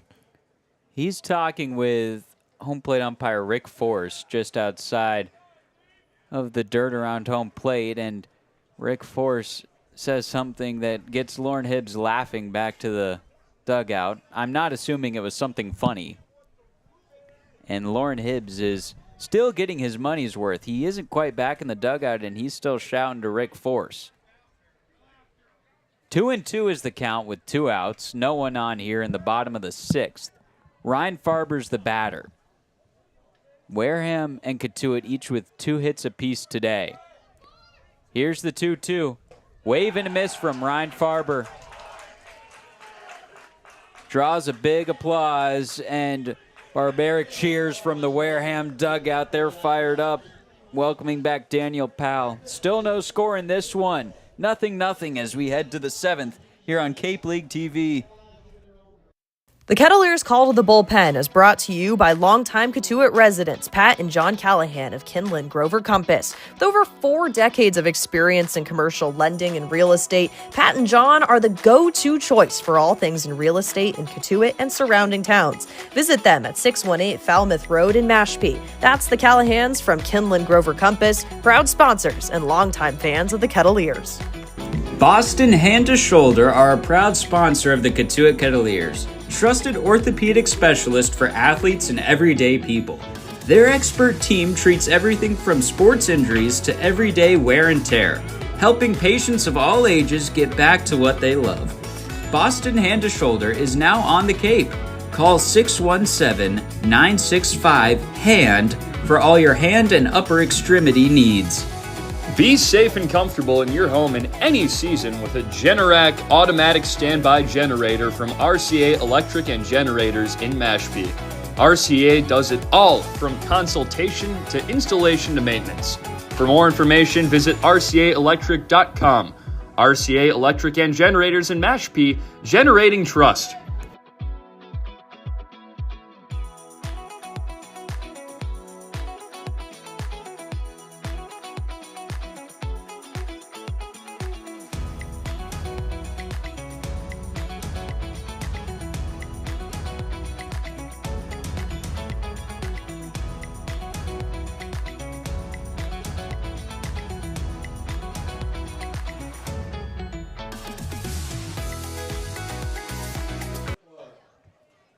Top of 7 here at Lowell Park on a beautiful Friday night in Cotuit, Massachusetts. The crown jewel of the Cape. This matchup between the Wareham Gatemen and Cotuit Kettleers, both fighting in the Western Division. Here's the first pitch to Chase Cruson. He waves and misses. 0-1 the count on him. Cruson 0 for 2 today. A ground out and a line out. He's taking Akide Adetui for the first time, who worked a 1-2-3 inning in his Kettleers debut just an inning ago. The lefty fires a pitch outside. Count now evens at 1-1. Cotuit, 11 pitches now. 8 of those are strikes, continuing the trend that we've seen today of Cotuit pitchers really just peppering the zone. 1-1. Swung on and fouled. Backing out of play. Cotuit not only continuing the trend of in the zone for Cotuit's pitching today, but he's put together a really nice summer for himself. He's now up to 34 strikeouts in just 29 innings. He's an ERA of 0.31. 1-2 misses low and away. He knows how to punch tickets, and he knows how to limit those runs. 2-2 the count with no one out, no one on base in this scoreless ball game between the Kets and the Gatemen. The pitch swung on hot grounder to the right side and past the gap into right field. First hit allowed from Cotuit, and that's the first hit for Wareham since the 3rd inning. Good piece of contact by Cruson as well. Just got that one right on the screws. Level plane swing into the right field. Up steps the designated hitter, Caden McDonald. He is 1 for 2 today. The tall righty ready, bat waving above his shoulders, and the throw over to first on the pickoff move, not in time. McDonald, when he's not pitching, he's DHing, and he's been successful as that. 286 on the year. He takes a first pitch breaking ball strike.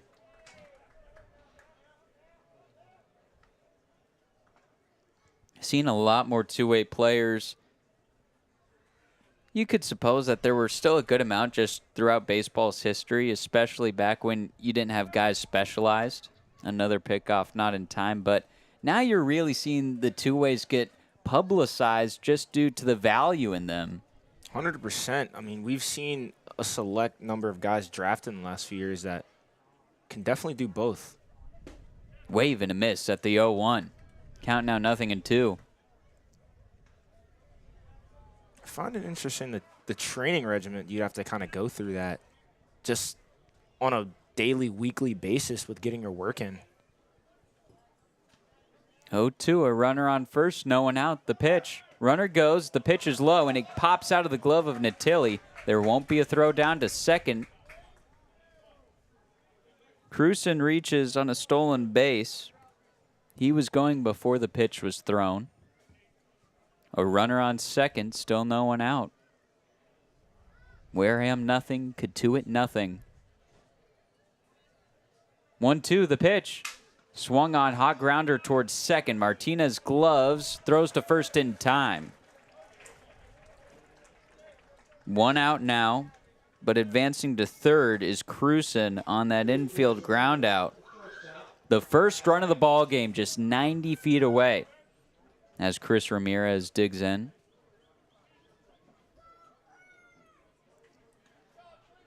Cotuit electing to bring the infield in for this one, trying to cut the run from scoring at the plate. Everyone with their toes in the infield grass. The first pitch to Ramirez. Beautiful backdoor breaking ball for strike 1. Cotuit, a southpaw. He sets up on the third base side of the slab, and he just gets that breaking ball starting outside of the zone to right-handed hitters. Breaks in perfectly. Catches the outside edge. 0-1. Fastball just a bit low. Did he go around? He did not. First base umpire Mike Rabideau says so. Count evens 1-1. There's 1 out here in the top of the 7th inning. There's no score, but the Gatemen have a runner on third in the form of Chase Cruson. 1-1. Swung on, little looper over the head of Farber and into left field. Coming in to score is Cruson. It's an RBI single from Chris Ramirez. The Gatemen now lead 1-0. And when you bring the infield in like that, You have to account for sometimes it's just going to get served right over your head. I think they might have been expecting a bunt from Ramirez, who can play the small ball game, but he got a good piece. Infield now back to their regular positions and depths. The lefty batter Hayden Yost swings at the first pitch and fouls it back to the screen.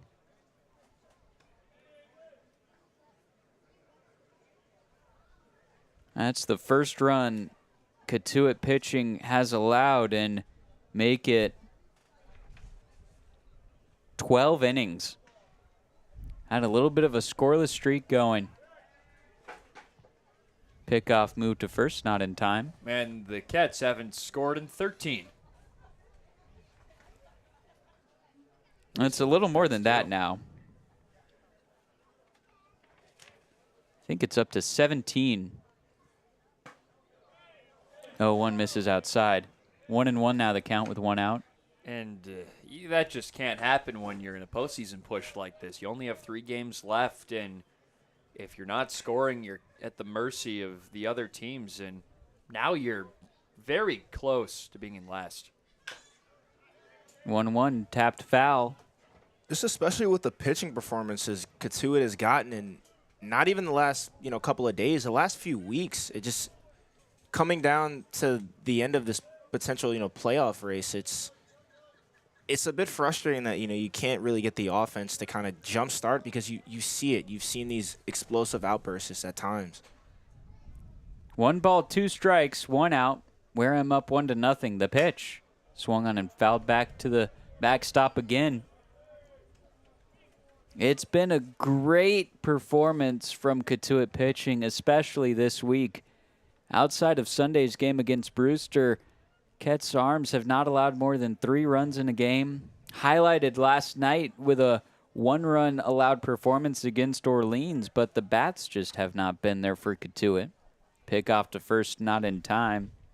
The last time Cotuit's offense scored a run was in the 7th inning against Harwich, that game on Wednesday. Held scoreless all yesterday against Orleans and have been held scoreless today. 1-0 the score in this one in the top of the 7th. Wareham up. 1 ball, 2 strikes, the count to the lefty Hayden Yost, a runner on first.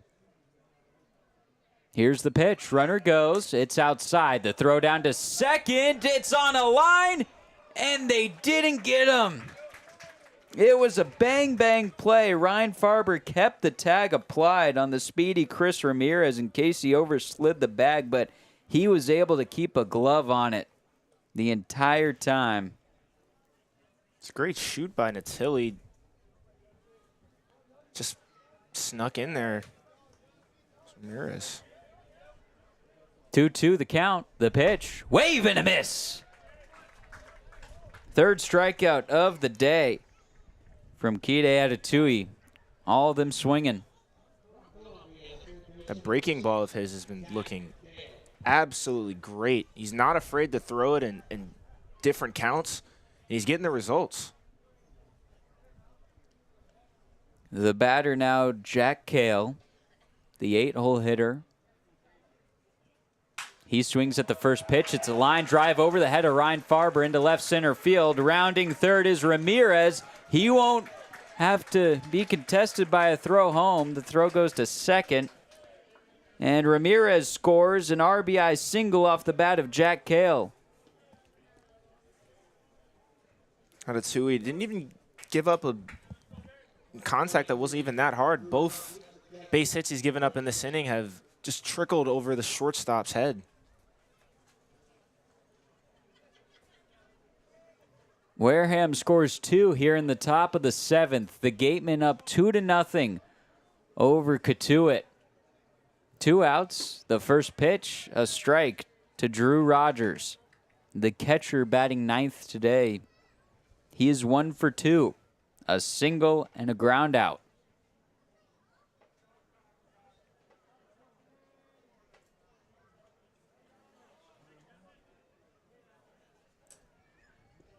Rick Force telling Kide Atatui up on the bump he needs to make eye contact with the batter Drew Rogers.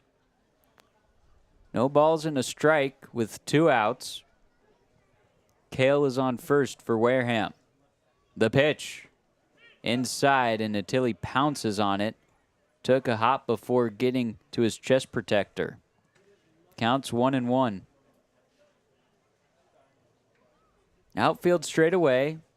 Infield shaded to their rights. Camden Johnson, the third baseman, playing about 6 feet off the foul line. 1-1 the count. Runner goes. The pitch. It's a ball. The throw down to second. Not in time.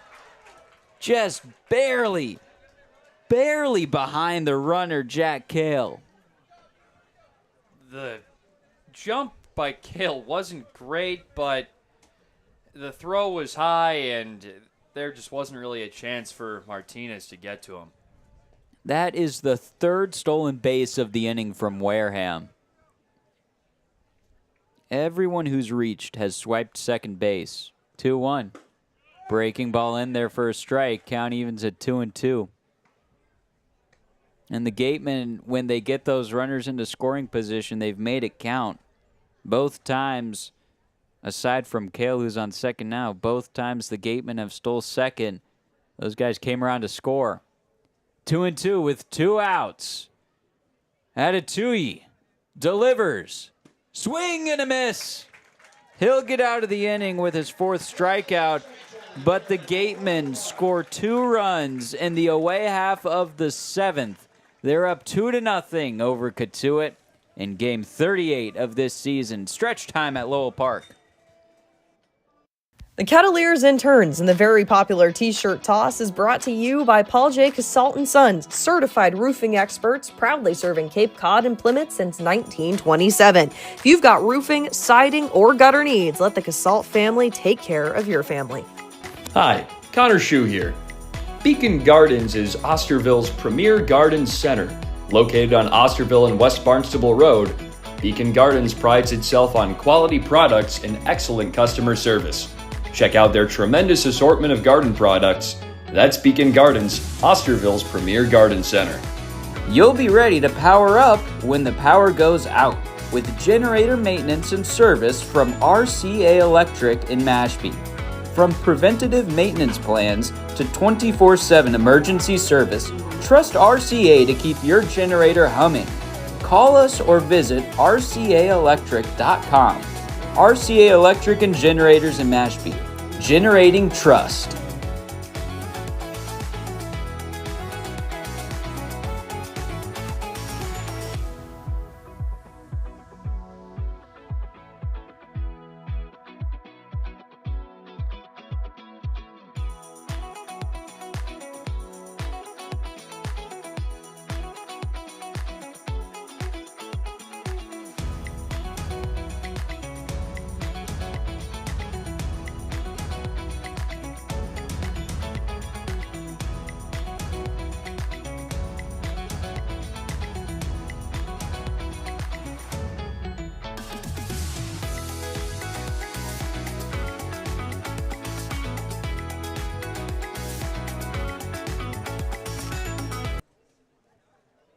Bottom of 7. New pitcher on the mound for Wareham. Tony Pluta will have a 2-run lead to his name. The 5'9" righty out of Arlington Heights, Illinois, just wrapped up his year at the University of Arizona. And he was great there. 1.46 ERA is their closer, made 14 saves. He was nails there. He was with Wareham last summer, 2.33 ERA and 19 1/3. This guy's tough to hit. He has some big shoes to fill from Daniel Powell. Bogan pull up for Cotuit. The first pitch to the lefty. He takes a ball just a bit outside. Daniel Powell, the relief man who replaced Josh Butler for Wareham, faced the minimum through 4 complete innings. 1-0. Outside again. He was aided by a pickoff attempt back to second to retire Bogenpole, who reached via hit in the 4th, but other than that, completely fine. 2-0 the count to Bogey with no one out. The pitch. Outside again. I mean, the power that Bogenpole has, I don't blame anyone for not throwing anything inside to him. Not with the week he's been on. I'm definitely not doing that. 3-0. Up and away. A 4-pitch walk to Caden Bogenpole. Nothing close to the zone. Which is very, very strange for Tony Pluta. Through 3 seasons at Arizona, he holds a walk rate of just 3% compared to a strikeout rate of 21. So maybe you're catching him on a bad day, not really sure, but 4-pitch walk to Bogenpole to lead off the 7th is been interesting. Meeting on the mound between Drew Rogers, Pluta, and the shortstop, Chris Ramirez. I don't blame anyone for not wanting to throw close to Bogenpole, but the man who's up now, he's not much better of a person you want to throw to. It's Jack Natilli. Natilli, at one point, was swinging the best bat on the Cape League. It's since been quieted a little, but the pop is still there. The first pitch to Natilli. He takes a strike.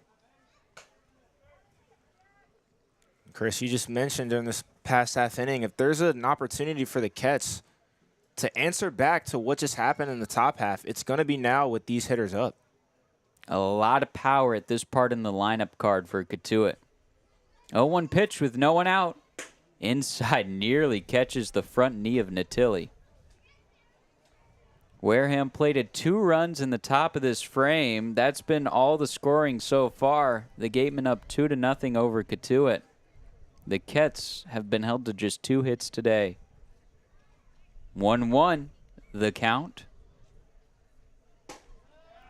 Natilli takes a strike. 1-2.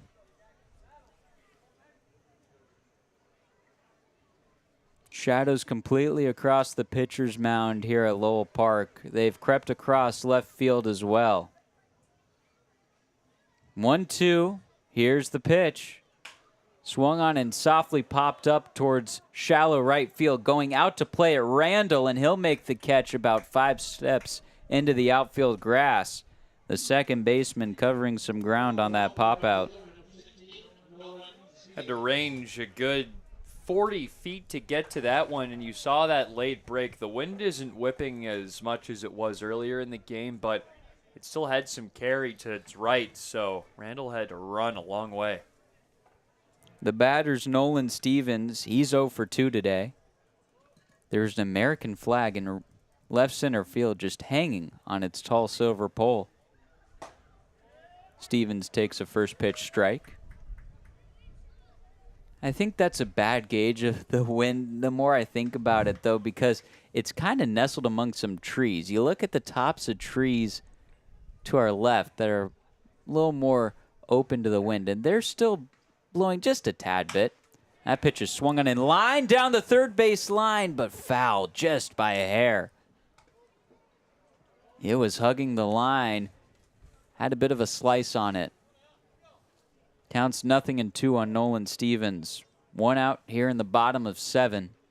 Kets trailing by 2 to Wareham.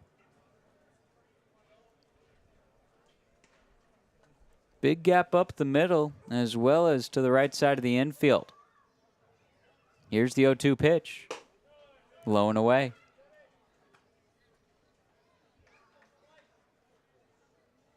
Stevens has been putting some good contact together. He's a great pull side hitter. And there's plenty of free real estate over on that side of the diamond. 1-2. Stevens watches it in. It's a breaking ball low. Count evens. And it's interesting because the center fielder, Yost, is playing towards the backside, and the right fielder, Colby Turner, has legitimately over 100 feet to cover by himself. We'll see if Stevens can take advantage of it. 2-2 with 1 out. Bouncing ball past home plate. Count evens, or excuse me, count now 3-2 on Nolan Stevens. A great leap from the catcher, Rogers, to keep that one in front of him and prevent Caden Bogenpole at first base from taking second. I'm interested in seeing if they're going to get Bogenpol in motion here with a full count, 1 down. Here's the payoff pitch. Swung on and tapped foul down the first base line. Update, Bogey did stay put on that pitch. Bogenpol advanced to second on a wild pitch last time he reached first, but then he was caught in a pickoff move. Doesn't want that to happen twice today. 3-2 with 1 out. Here's the pitch to Stevens. He watches it low. A full count walk worked by Nolan Stevens. That count started 0-2 on him. It's funny, Jaden mentioned Tony Pluta's walk rate. Very uncharacteristic start for him, walking 2 of the first 3 batters he sees after he just didn't really give out very many free passes at school or at the summer ball level over the past couple of years. I mean, 9 combined walks at Arizona over his past 2 seasons. Von Schlegel, the batter, he takes a pitch at the eyes. Count 1-0 on him. Von Schlegel, the 6-hole hitter, he's designated hitting today. He has been swinging an incredibly hot bat, and I'm sure Wareham knows it as Ryan Smythe, the manager, walks out to the mound to talk things over with Tony Pluta, and the entirety of the infield and the catcher will join him as well. Cotuit with 2 on, a runner on first and second. Just 1 out here in the bottom of the 7th. The Kets are trailing by 2. If Cotuit is desperate to make this playoff push as the season's winding down, it's got to be off the bats.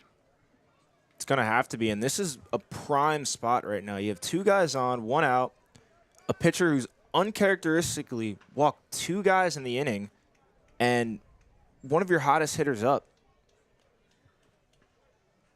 Zan Von Schlegel up. He's hitting .379 as a Ket. He's 1 for 2 today. 1 ball, no strikes, the count with an out. The pitch. Inside on Von Schlegel. Count 2-0.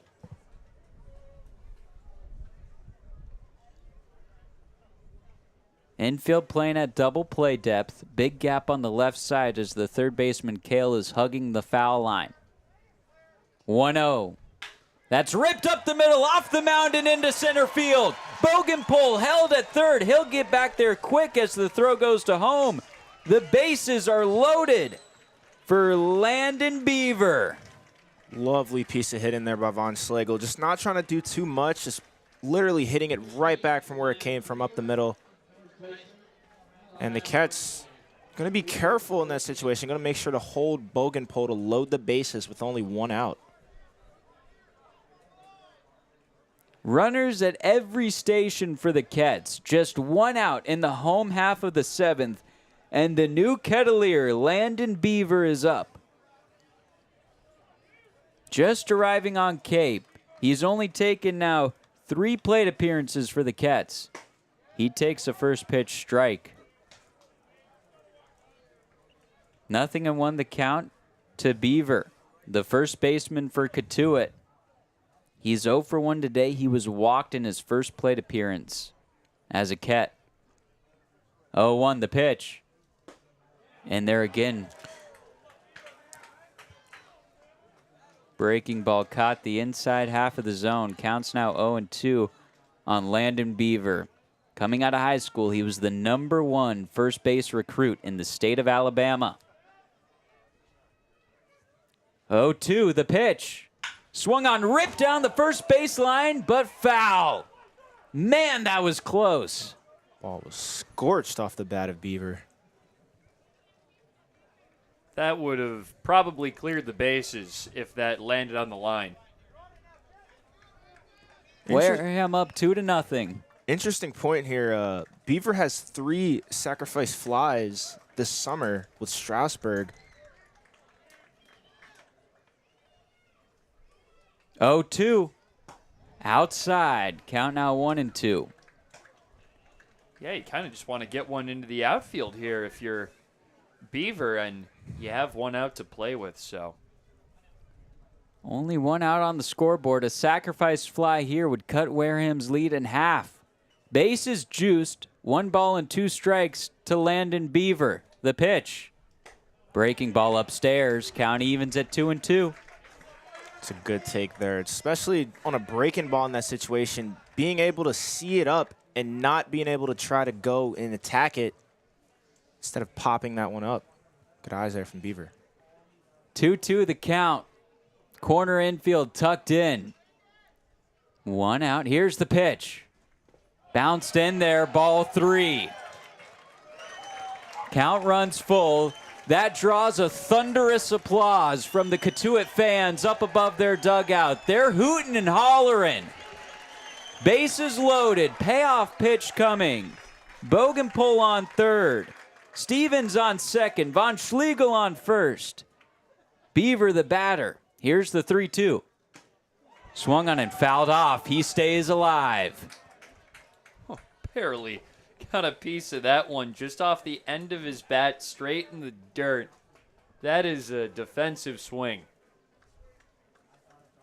Beaver spoils the pitch from Pluta. The righty on the mound, just 1 out into his outing, and he's already thrown 25 pitches. 3 balls, 2 strikes, 1 out. The bases are juiced for Cotuit. They trail 2-0 here in the bottom of the 7th. Pluta has his sign set at the chest. The kick and the pitch. Swung on and fouled again. Beavers staying alive. It's quite an at-bat.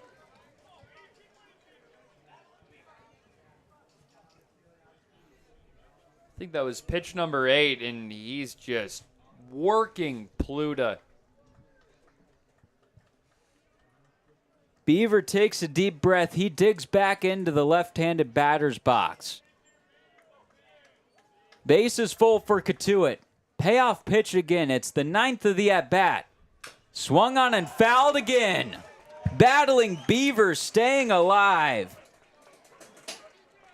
We're getting to the point that at the result of this at-bat, you're going to have to give respects to Landon Beaver here. He's battled back from 0-2, and this will now be the 9th pitch of the at-bat.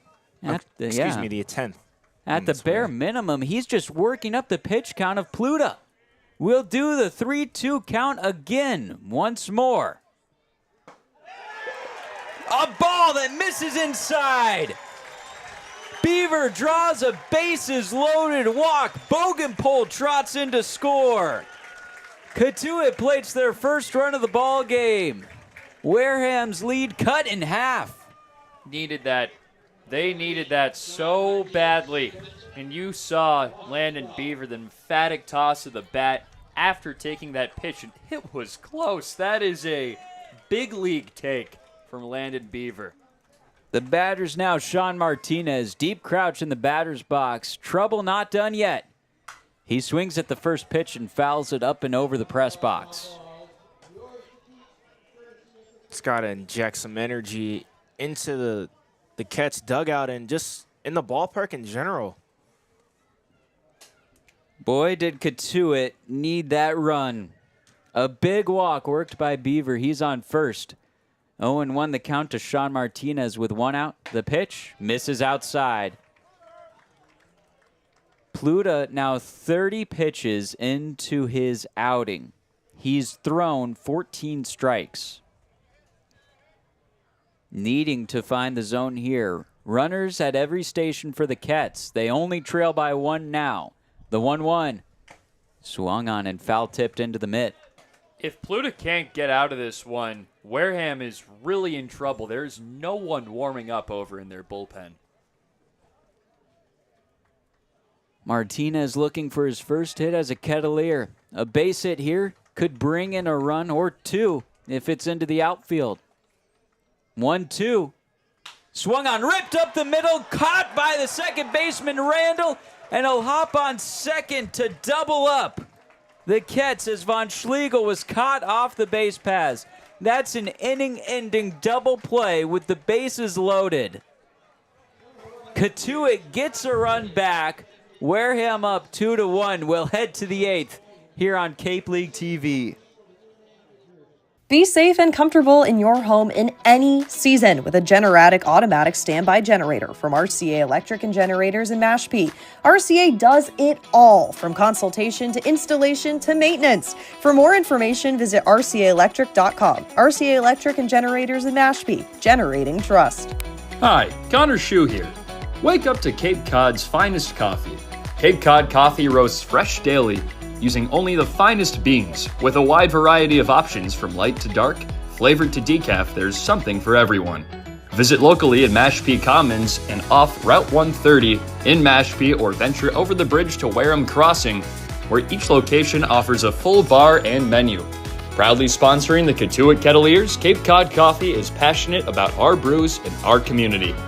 Boston Hand to Shoulder, trusted orthopedic specialist for athletes and everyday people, is a proud sponsor of the Cotuit Kettleers. They're the go-to team for Boston's professional athletes and people across New England. So if an injury is slowing you down, Boston Hand to Shoulder is now on Cape Cod. Call 617-965-HAND for all your hand and upper extremity needs.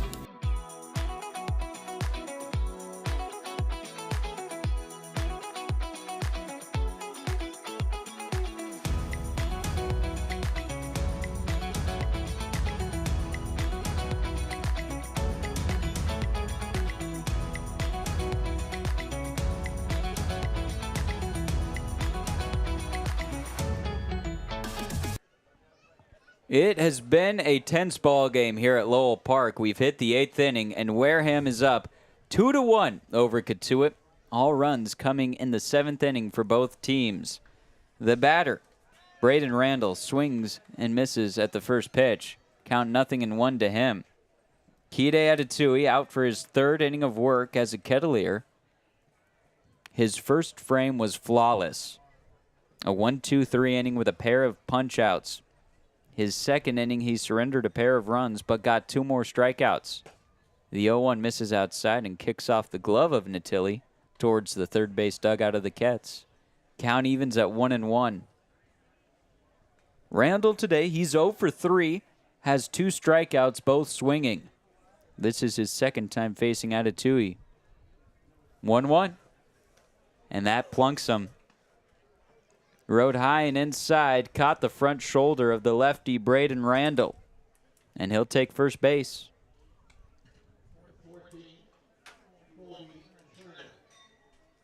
Up will step Colby Turner. A runner on first with no one out, but before a pitch can be offered to him, Tim O'Connor, the pitching coach for Cotuit, will make his way from the dugout out to the mound to talk things over with Atatui and the infield as well. Jack Natili trots out there for good measure. And everyone will give their thanks to Kide Atatui for his first outing as a Ket. He'll step off the mound, make his way to the dugout, and we'll have a pitching change. We'll tell you all about it after this break here on Cape League TV. Wake up to Cape Cod's finest coffee. Cape Cod coffee roasts fresh daily using only the finest beans. With a wide variety of options from light to dark, flavored to decaf, there's something for everyone. Visit locally in Mashpee Commons and off Route 130 in Mashpee, or venture over the bridge to Wareham Crossing, where each location offers a full bar and menu. Proudly sponsoring the Cotuit Kettleers, Cape Cod Coffee is passionate about our brews and our community. Beacon Gardens is Osterville's premier garden center. You'll find everything you need to beautify your home at Beacon Gardens, where quality products and excellent customer service make them Osterville's premier garden center. Visit Beacon Gardens on Osterville, West Barnstable Road. Boston Hand to Shoulder, trusted orthopedic specialist for athletes and everyday people, brings you to the Kettleers' top of the order. They're the go-to team for Boston's professional athletes and people across New England. So if an injury is slowing you down, Boston Hand to Shoulder is now on Cape Cod. Call 617-965-HAND for all your hand and upper extremity needs.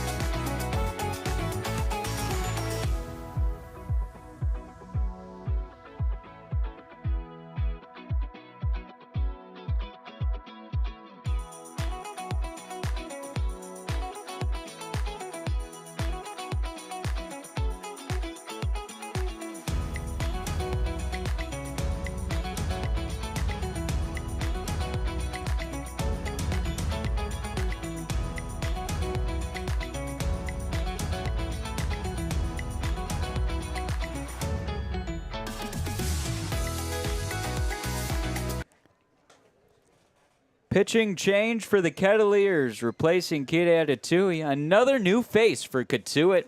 It's John Mitchell, 6'2", 185 out of Houston, Texas. The righty out for his first time as a Cotuit Kettleer this summer. He's from the Air Force, and he's pitched in 5 appearances, 15 innings. He's given up 13 runs, all earned, and he owns a strikeout rate of 22.5 compared to a walkout rate of just under 12. Mixed results in the summer ball circuit, too. He's already been through 2 leagues in 2025 with the Northwoods League and then the New England Collegiate League with, Fond du Lac. Fond du Lac. Jeez. Yeah, excuse me. It's a wonky one. Well, there he struggled, gave up 18 earned in 17 innings, but was better with Ocean State in the NECL. 5 appearances, 10 innings, 6 earned, 13 strikeouts as well, so he was punching tickets there. He'll be facing Colby Turner to start his evening. Chris McHugh on deck, a pair of righties. Braden Randall's on first base. There's still no one out here in the top of the 8th. Randall got hit by a pitch, and that ended Atatui's night. We'll get our first look at John Mitchell in a Kettleers uniform. The Kets wearing the red Cape Cod League jerseys this Friday in honor of Red Shirt Fridays, honoring our nation's troops. And at one point, John Mitchell was one. Commissioned into the Air Force Academy out of high school. That, of course, the United States Air Force Academy in Colorado Springs, Colorado. Fly fight win. Gotta love that. Colby Turner takes a first pitch ball just inside at the knees. Turner today, he's 0 for 3. 1 ball, no strikes to him. Again, a runner on first with no one out in the away half of the 8th. Wareham up 2-1 over Cotuit. The pitch, runner goes. It's low. Called a strike. The throw down to second, off the mark. The 4th time in the last 2 innings that the Gatemen have swiped second base. Jack Natilli is being kept on his toes behind home plate. That pitch clipped the bottom corner of the zone. It was called a strike, so the count is even 1-1. The pitch swung on and fouled. Right back behind home plate. Count now 1-2.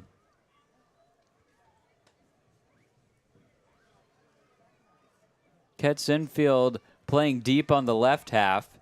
The second baseman, Sean Martinez, playing just off the second base bag. For the righty, Colby Turner, ready for anything pole side. Count is 1-2. The righty Mitchell checks the runner at second. Now he kicks and deals.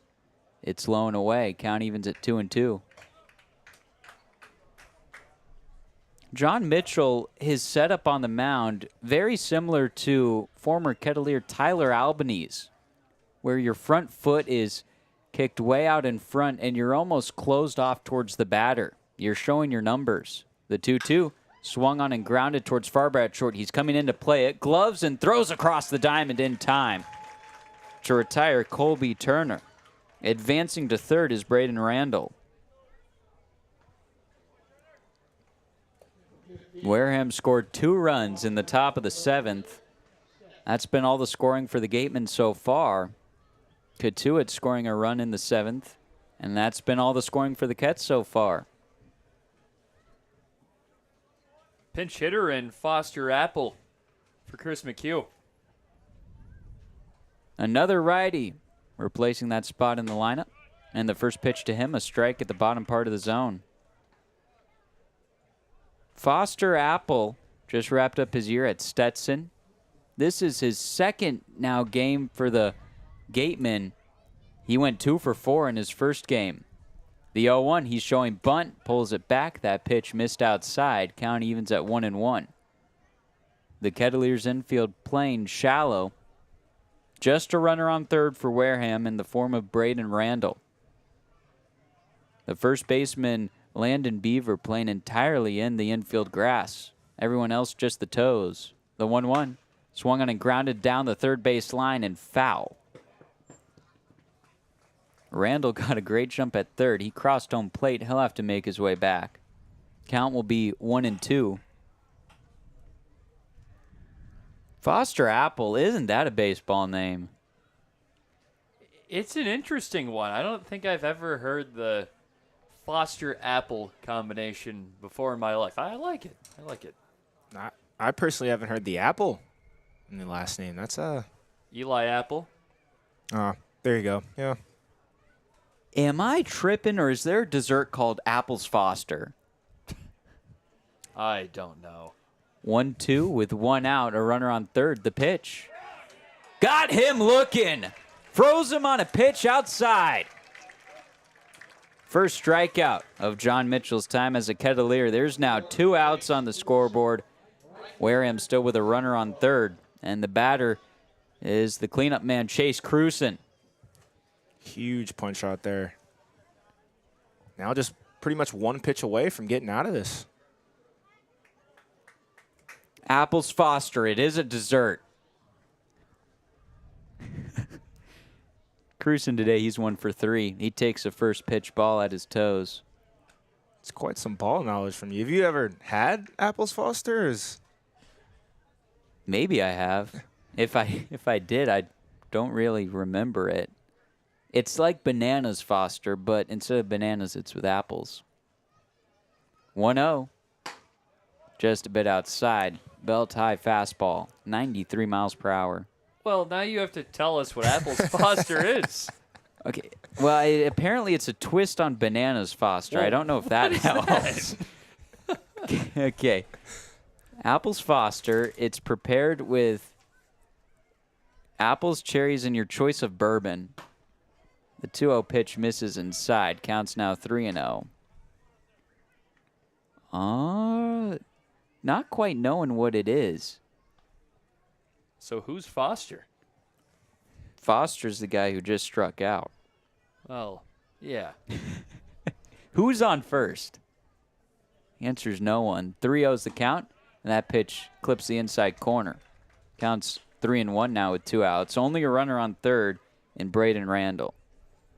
Okay, so Apples Foster, it's like, I want to say a flambe, where you get apples cooking with something sweet in a pan, and then you pour the bourbon on it, and you light it on fire to make it caramelized.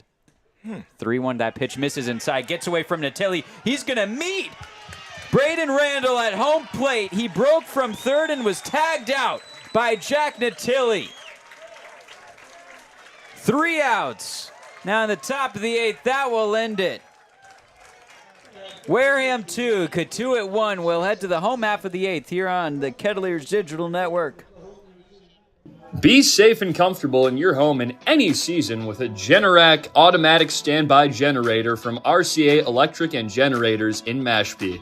RCA does it all, from consultation to installation to maintenance. For more information, visit rcaelectric.com. RCA Electric and Generators in Mashpee, generating trust. The Kettleers Top of the Order is brought to you by Boston Hand to Shoulder, trusted orthopedic specialists for athletes and everyday people. Their expert team treats everything from sports injuries to everyday wear and tear, helping patients of all ages get back to what they love. Boston Hand to Shoulder is now on the Cape. Call 617-965-HAND for all your hand and upper extremity needs.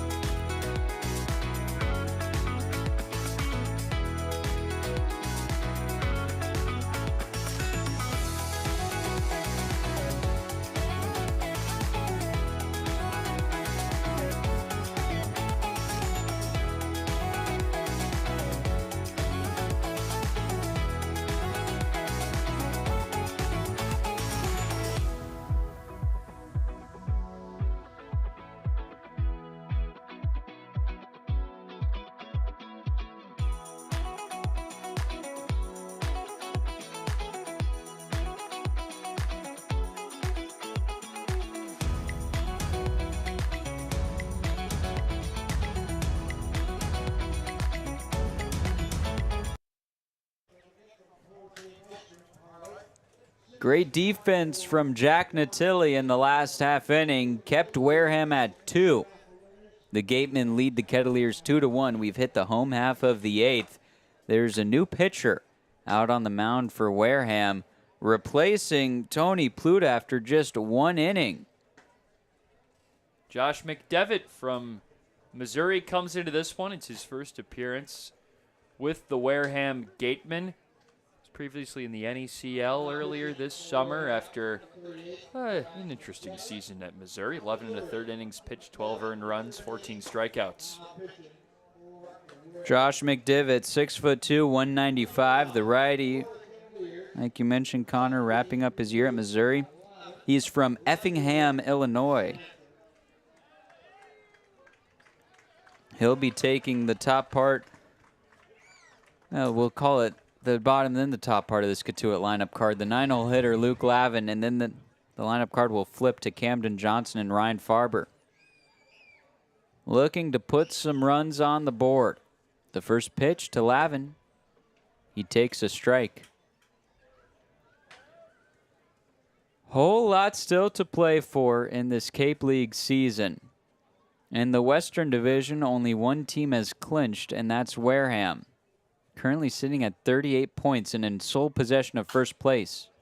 The 0-1 is swung on and fouled back out of play. Bourne sits at second with 36 points. Hyannis at 34 points sits third. Cotuit in fourth at 33, and Falmouth in fifth at 31 points. 0-2 is the count. Here's the pitch. Swung on and ripped towards left field. Tracking back a step or two is Cruson, and he'll camp and make the catch. So now we take a look at the scores around the league. We have Brewster up 9-1 against YD. That's in the top of the 9th. We have a scoreless game between Hyannis and Harwich. That's heading into the bottom of the 2nd. And we have yet to start the final 2 games, which is Falmouth versus Bourne and Orleans at Chatham. So if you're a Cotuit fan, you're cheering for Harwich to beat Hyannis and Bourne to beat Falmouth. The batter's now Camden Johnson. He's hitless today. He takes a first pitch strike at the belt. Count 0-1. If the Kettleers win and Falmouth and Hyannis lose, Cotuit will clinch a spot in the playoffs. 0-1. Wave and a miss from Camden Johnson. Counts now 0-2. That's the only clinching scenario that Cotuit has today.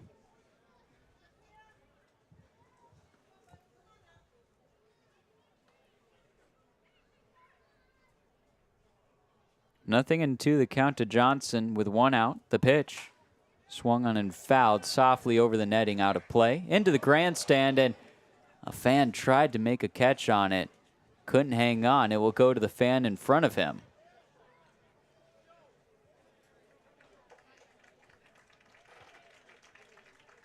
Looks suspiciously like Dylan Scudder's uncle.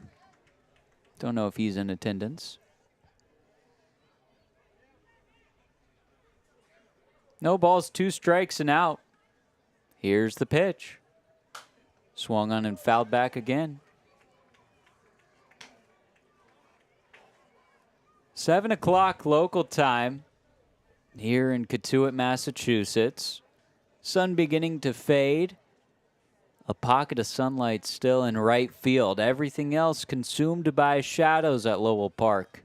Tops of the trees still highlighted with a golden hue. 0-2 the count to Johnson again.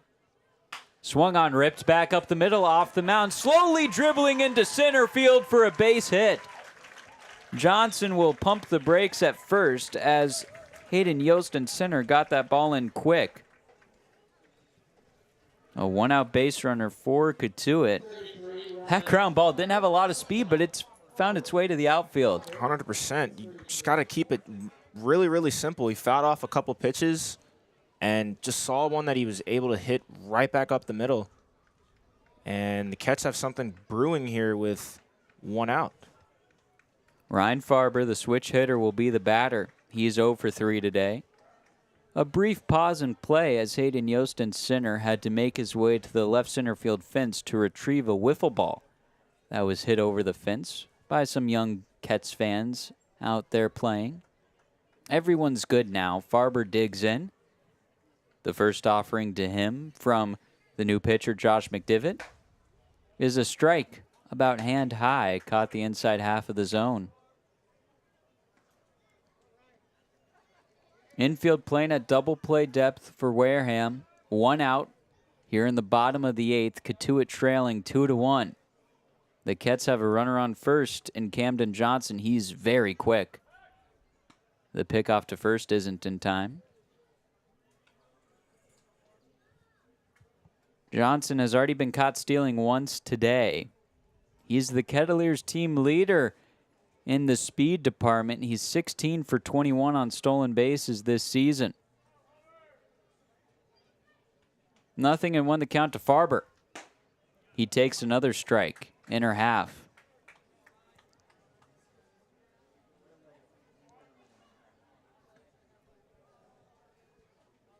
Farber has played every game for Cotuit this season. A man who loves the game of baseball. And you can tell it just in how he carries himself. 0-2. Runner goes, wave and a miss. The throw down to second will get Johnson. He got tangled up on the slide and is rolling right beneath the second base bag. He was out. A strike him out, throw him out situation. And Johnson is in pain by second base. He took a tumble on the slide in. He'll stand up and walk things off. Again, a strike him out, throw him out, double play to end the 8th inning. Cotuit trailing Wareham 2-1 as we head to the 9th inning here at Lowell Park on Cape League TV. Hey, it's Chris, and when I'm looking for a cold treat, I go to 4 Seas Ice Cream in Centerville, the oldest ice cream shop in Massachusetts. They've been in business 91 years, carrying many of the same unbelievable flavors. Visit 4 Seas Ice Cream and taste the difference. Hi, I'm Connor Shue. Kettleers Baseball is brought to you by longtime Cotuit residents Pat and John Callahan of Kinlan Grover Compass. With over 4 decades of experience in commercial lending and real estate, Pat and John are the go-to choice for all things real estate in Cotuit and surrounding towns. Visit them at 681 Falmouth Road in Mashpee. That's the Callahans from Kinlan Grover Compass, proud sponsors and longtime fans of the Kettleers. The Kettleer Interns and the very popular T-shirt toss are brought to you by Paul J. Casalt & Sons, certified roofing experts proudly serving Cape Cod and Plymouth since 1927. If you've got roofing, siding, or gutter needs, let the Casalt family take care of your family.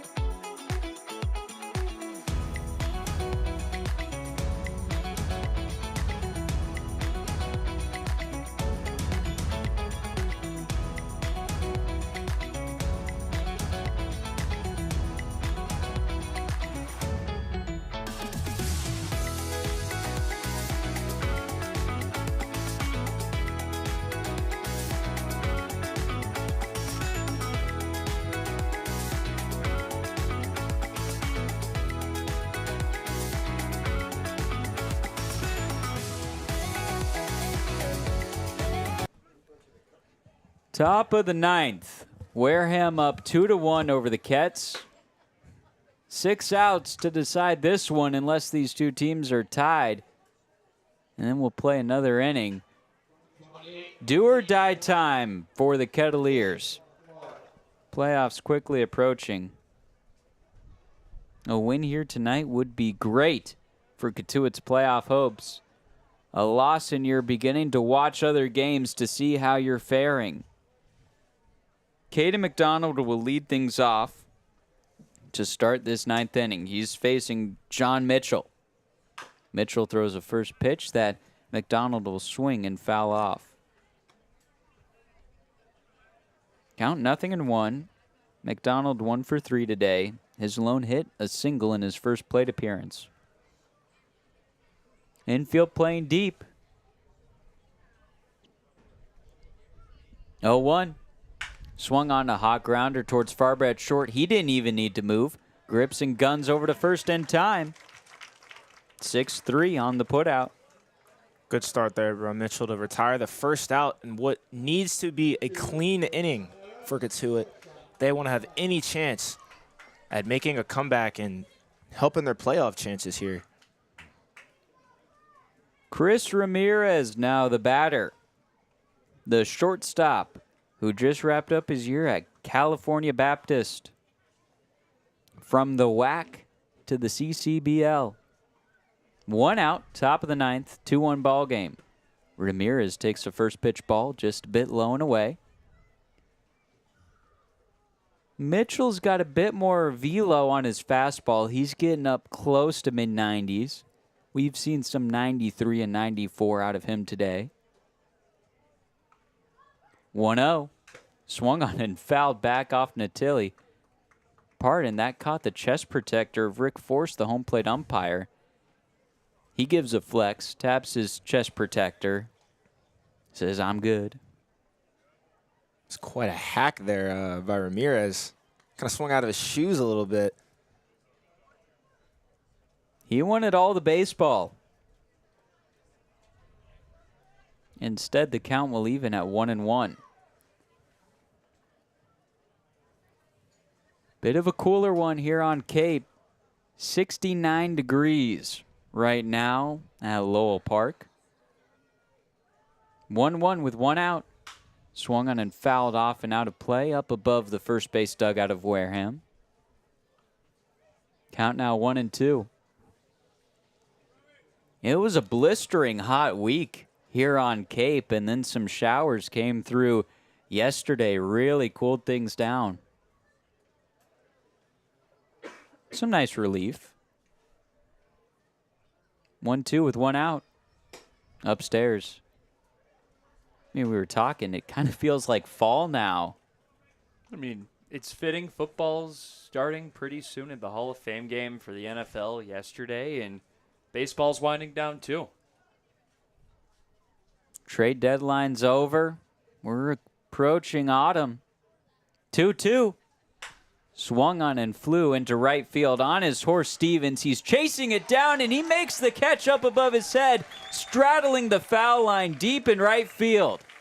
Momentum carried him well over the foul line. He got there in a hurry for out number 2. Nice grab there by Stevens. It looked like for a second he didn't have the best jump, but has some closing speed and was able to track that one down for the second out. The batter now the lefty Hayden Yost, the center fielder for Wareham today. He's hitless. He swings at the first pitch. Hitless no more. It's a soft line drive out to left field. Gets down in front of Luke Lavin, who will play it on a couple hops. Staying put at first base is Hayden Yost. A 2-out single puts a runner aboard.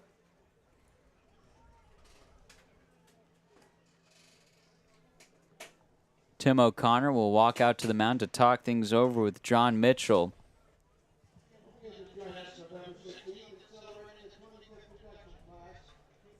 And it looks like it will be a pitching change. There will be a call to the bullpen with 2 outs here in the top of the ninth. The Kets will be looking to a new arm to get the final out of this frame. John Mitchell will exit to a slew of fist bumps from his teammates.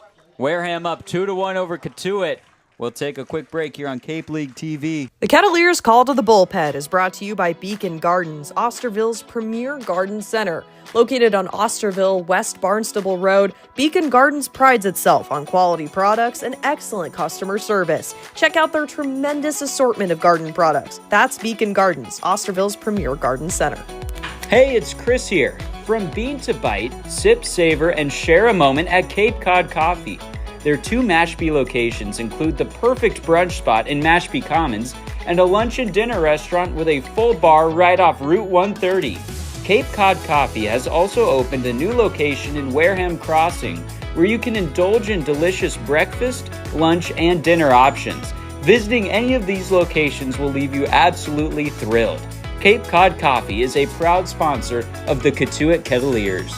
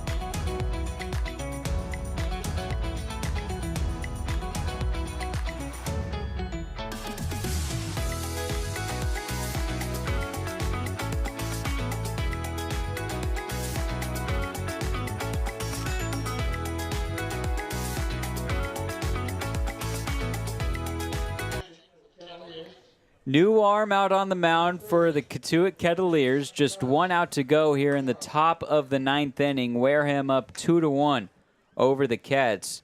The man tasked on getting out number 3, Chase Carson, 6'4", 210, a southpaw who has been with Cotuit for a bit now this summer. Yes, and at UNC Charlotte, he appeared in 28 games with a 4-1 record. To an ERA of 4.83. During that time, he racked up 64 strikeouts to just 15 walks. He's been good this summer as well. He had a crooked number in his first ever appearance, 2/3 of an inning, 4 runs. But after that, he hasn't allowed any in 6 2/3 or 6 1/3 innings. After that, 8 strikeouts in 7 1/3, and he's been dealing his last appearance. He went over 2 innings shutout, so we'll see if he can just get this final out. 2 outs, a runner on first and Hayden Yost. Jack Cale, the lefty, up. He's 1 for 3 today. The first pitch from Carson will have to wait. He makes a pickoff move to first, not in time. A precautionary check of Yost. And for good reason. The last 4 times a Gatemen has reached first, they've swiped second base. The first pitch is a breaking ball strike to Jack Cale. Lefty-lefty matchup. The southpaw Carson on the mound taking on the lefty Cale. 2 outs in the top of the ninth. It's a 1-run ball game. Wareham has the advantage. Here's the 0-1. Swung on and fouled back to the backstop. Count 0-2. Ketts infield playing normal depth and straight up. Outfield straight away as well. 0-2 the count with 2 outs. Carson fires over to first. Yost back standing. The southpaw on the mound working from the third base side of the slab. He steps back on, takes a deep breath, his glove set to his stomach. He kicks and deals the 0-2. Swung on and flowed towards left field, going back Lavin, still going back, and he makes the catch. Up at his shoulder. Crisis averted. Chase Carson comes into the game, gets out number 3 of the top of the ninth. Time for the Cats to get some runs going. Bottom of the ninth when we return here on Cape League TV. Make sure to stop by Mid-Cape Oral Surgeons, the maxillofacial surgery and dental implant center of South Yarmouth. Doctors Theo Hardees, Meyer, and Sarah Pack are the Cape's leading experts on oral biopsies, wisdom teeth extractions, and dental implant reconstructive surgery. Kettleers Baseball is brought to you by Boston Hand to Shoulder, trusted orthopedic specialists for athletes and everyday people. Their expert team treats everything from sports injuries to everyday wear and tear, helping patients of all ages get back to what they love. Boston Hand to Shoulder is now on the Cape. Call 617-965-HAND for all of your hand and upper extremity needs. The Kettleers Call to the Bullpen is brought to you by Beacon Gardens, Osterville's premier garden center. You'll find everything you need to beautify your home at Beacon Gardens, where quality products and excellent customer service makes them Osterville's premier garden center. Visit Beacon Gardens on Osterville, West Barnstable Road.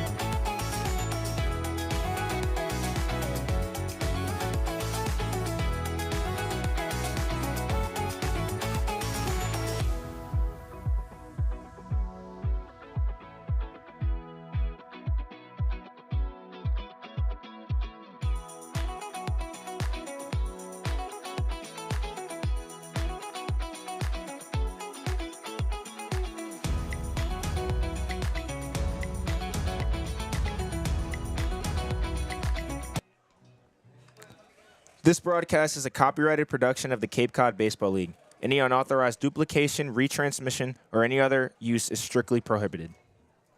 Bang. Chris Albright joined alongside Jaden, Maureen, and Connor Shue. Thank you for doing the paper. What is that? The paper crack? Yeah, that's the same thing as a bat flip, but for an announcer. Come on. Thank you, Don Orsillo, for that. Do or die time for the Kets. They trail by 1. It's a 2-1 ball game in the bottom of the 9th.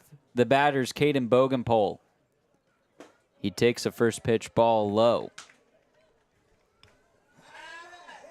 Josh McDevitt on the mound for his second inning of work for Wareham.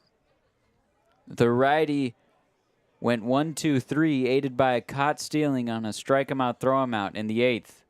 The 1-0 Bogenpole takes that one a strike, bottom part of the zone. Wareham 2 runs on 6 hits, no errors today. Cotuit 1 run on 4 hits, no errors. 1-1 is the count with no outs in the bottom of the 9th. McDevitt kicks and deals. Bogenpole takes another strike. Count now 1-2.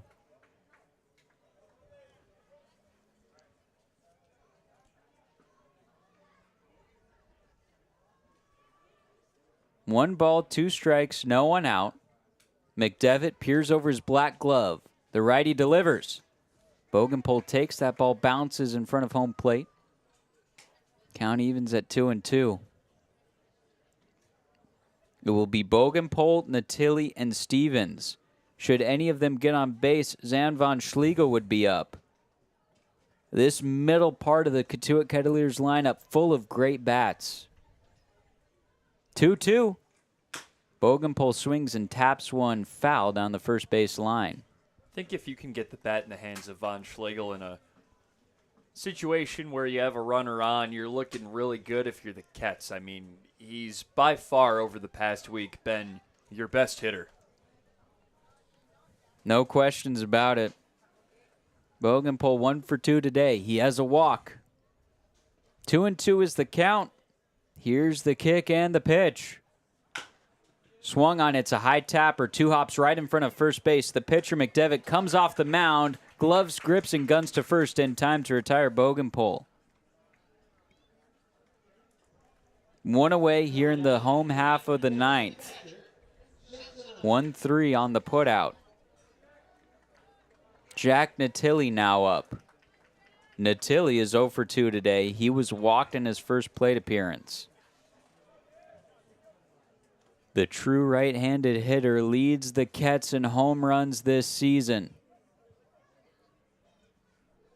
Kets down by 1. It's a 2-1 ball game. 1 out, bottom of the 9th. Here's the pitch. Way outside. It gets past the glove of Drew Rogers. Crossed him up. 1 ball, no strikes.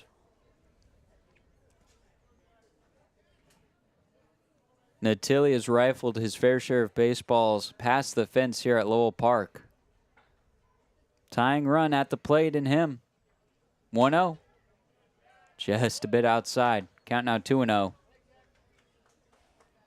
In this situation for Natilli, you obviously are looking for a pitch to do some damage with, but at the same time, you have to understand that the pitcher does not want to make a mistake, so being patient can be the approach. 2-0. Upstairs. 3-0.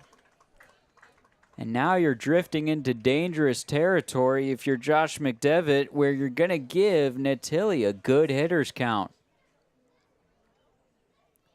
3-0 right now. Natilli's got the red light. He takes all the way a strike. And now you're in a great hitter's count.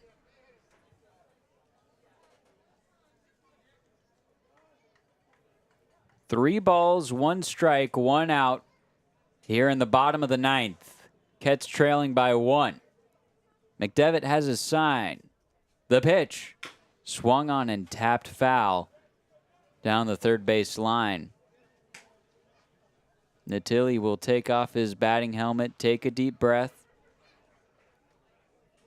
Walks around the right-handed batter's box.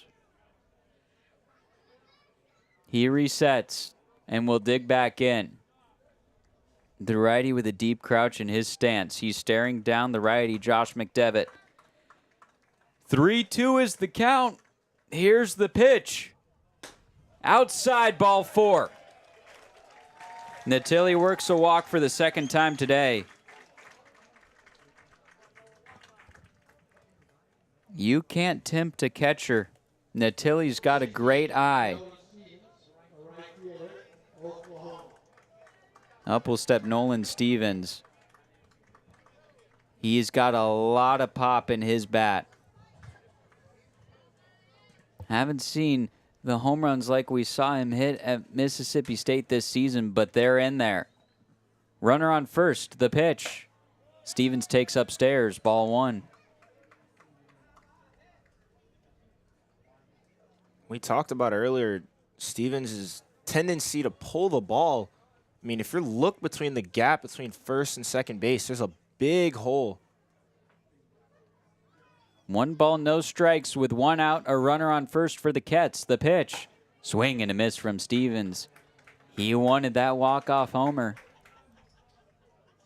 Tying run is at first in the form of Jack Natilli. Winning run at the plate in the form of Nolan Stevens. Crowd has thinned out significantly, but those who remain here at Lowell Park are watching a great finish. 1-1 the count. Swung on, line drive into left field, down for a base hit. Cruzen gets it in quick. Natilli advances to second. Stevens safe at first. Gotta love that piece of hitting there. I just talked about his tendency to pull the ball, completely sprays it the other direction and into left field for a base knock. And Connor brings up the point we were just talking about. You got two guys on, one out, and Von Schlegel at the plate. And he has a great situation. A couple of guys on, one in scoring position, but he'll have to wait a little bit after they want to have a quick chat with McDevitt. Ryan Smythe goes out to talk things over with Josh McDevitt, the catcher Drew Rogers in the infield. And he'll make the point down to the right field bullpen, occupied by the Gatemen. There will be a pitching change with one out here in the bottom of the ninth, and we're actually going to keep it here. This will give us a great opportunity as this game is winding down just to talk about some of the playoff implications that this game has. Cotuit currently sits in fourth place in the Western Division. The top four teams in each division make the playoffs. The only team that doesn't is the fifth place team. So as long as Cotuit doesn't finish in the cellar, they're good.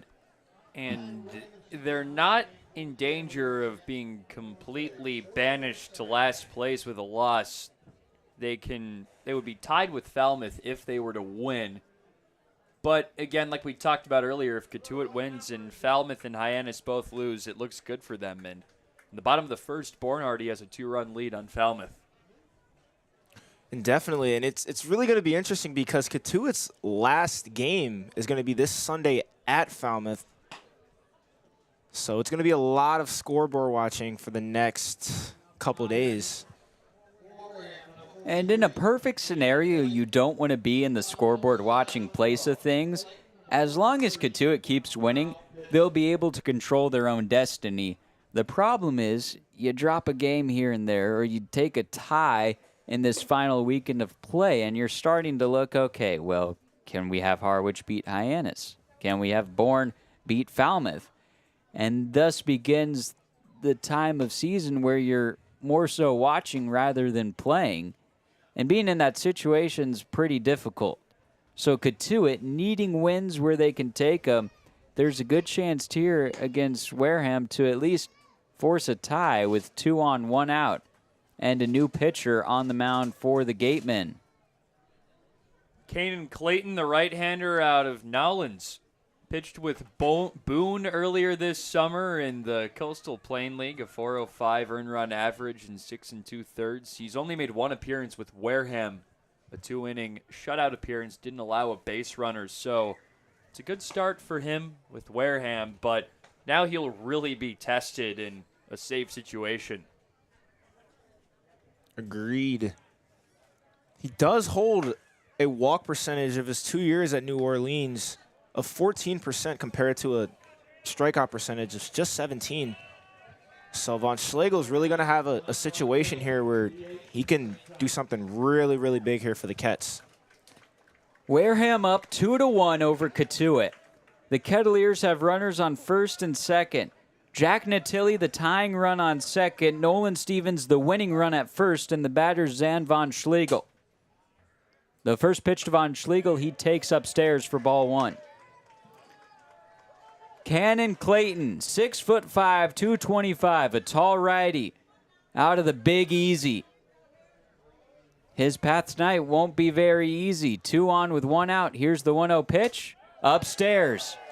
2-0. You talked about his high walk percentage, Jaden. You can't have that in a game like this. You need to have utmost control of the strike zone. 2 aboard. 2-0 the count, 1 out. The pitch. Von Schlegel takes a strike on the bottom corner. Infield playing at double play depth. The third baseman, Kale, 5 steps off the third base line. Outfield straight away. 2-1, the pitch. Swing and a miss from Von Schlegel. Zan is 2 for 3 today. He has a pair of singles. He's hitting an astronomical 400 to start his time in a Kettleers uniform. 2-2 the count with 1 out. The pitch. Outside, and it gets past the catcher Rogers to the backstop. Each runner will advance a base for the Kettleers. They've got 2 in scoring position and only trail by 1. That is an absolute gift there that Cannon Clayton just gave the Kets as both runners move in a scoring position. And the winning run is now at second base in Nolan Stevens. Infield playing tight now for Wareham. 3 balls, 2 strikes. The payoff pitch. Inside on Von Schlegel. He walks Zan to load the bases. It's gutsy. Great take on the inner half, and he is setting up Landon Beaver for, well, the same situation he faced back in the 7th inning. Bases loaded, 1 out. In that situation, bases loaded with 1 out, Beaver was walked. That drove in the only Kettleers run today. Wareham is up 2-1. The bases are juiced with 1 out here in the bottom of the 9th. The pitch. Outside on Beaver. This is Landon's first game as a Kettleer. He's 0 for 1, but he's been walked twice today. Winning run on second in Nolan Stevens. Natilli the tying run on third. The pitch misses outside. Counts 2-0. And the shortstop, Ramirez, is going to go ahead and have a little chat with Clayton just to kind of calm him down. He's been a leader on the infield today. There might be some talk there. Maybe he wants him to get a ball to his side so he can try and turn that double play to end the game. 2-0 the count with 1 out, bases loaded. The Kets are trailing by 1. The pitch. Swung on and popped up foul out of play up over the press box. 2 balls, 1 strike with 1 out. Healthy hack there from Landon Beaver. He's looking for his first hit as a Ket, and boy, would that be a huge one here. 2-1 is the count with the bases loaded. Only 1 out. The pitch. Upstairs, ball 3. The Kettleers have been walked 8 times today. Landon Beaver's been responsible for 2. A walk here would tie the ball game with just 1 out in the bottom of the 9th. 3-1 the count. The pitch. Outside, ball 4. This ball game is tied. Incredible. Landon Beaver with some incredible takes tonight to get the first run on the board, and now the second, tying the game up and setting up Sean Martinez very well. Beaver has been walked 3 times today, 2 of those RBIs. Tied game 2-2. The Kets are now in walk-off watch. Bases loaded. The pitch to Martinez, called a strike on the inner half. Martinez is 0 for 3 today. He's still looking for his first hit as a Kettleer. Just 1 out on the scoreboard. A sac fly here could win it. 0-1. Outside. A good stop by Rogers. He reached across his body to keep it in front of him. Martinez has to be taking most of the time here. Clayton has been struggling to find the zone. 1-1 with 1 out. Swung on, ripped towards left field, measuring it, Cruzen. Tagging at third is Stevens. The throw home, not in time! A walk-off sacrifice fly from Sean Martinez. The Kettleers win 3-2. The playoff push continues.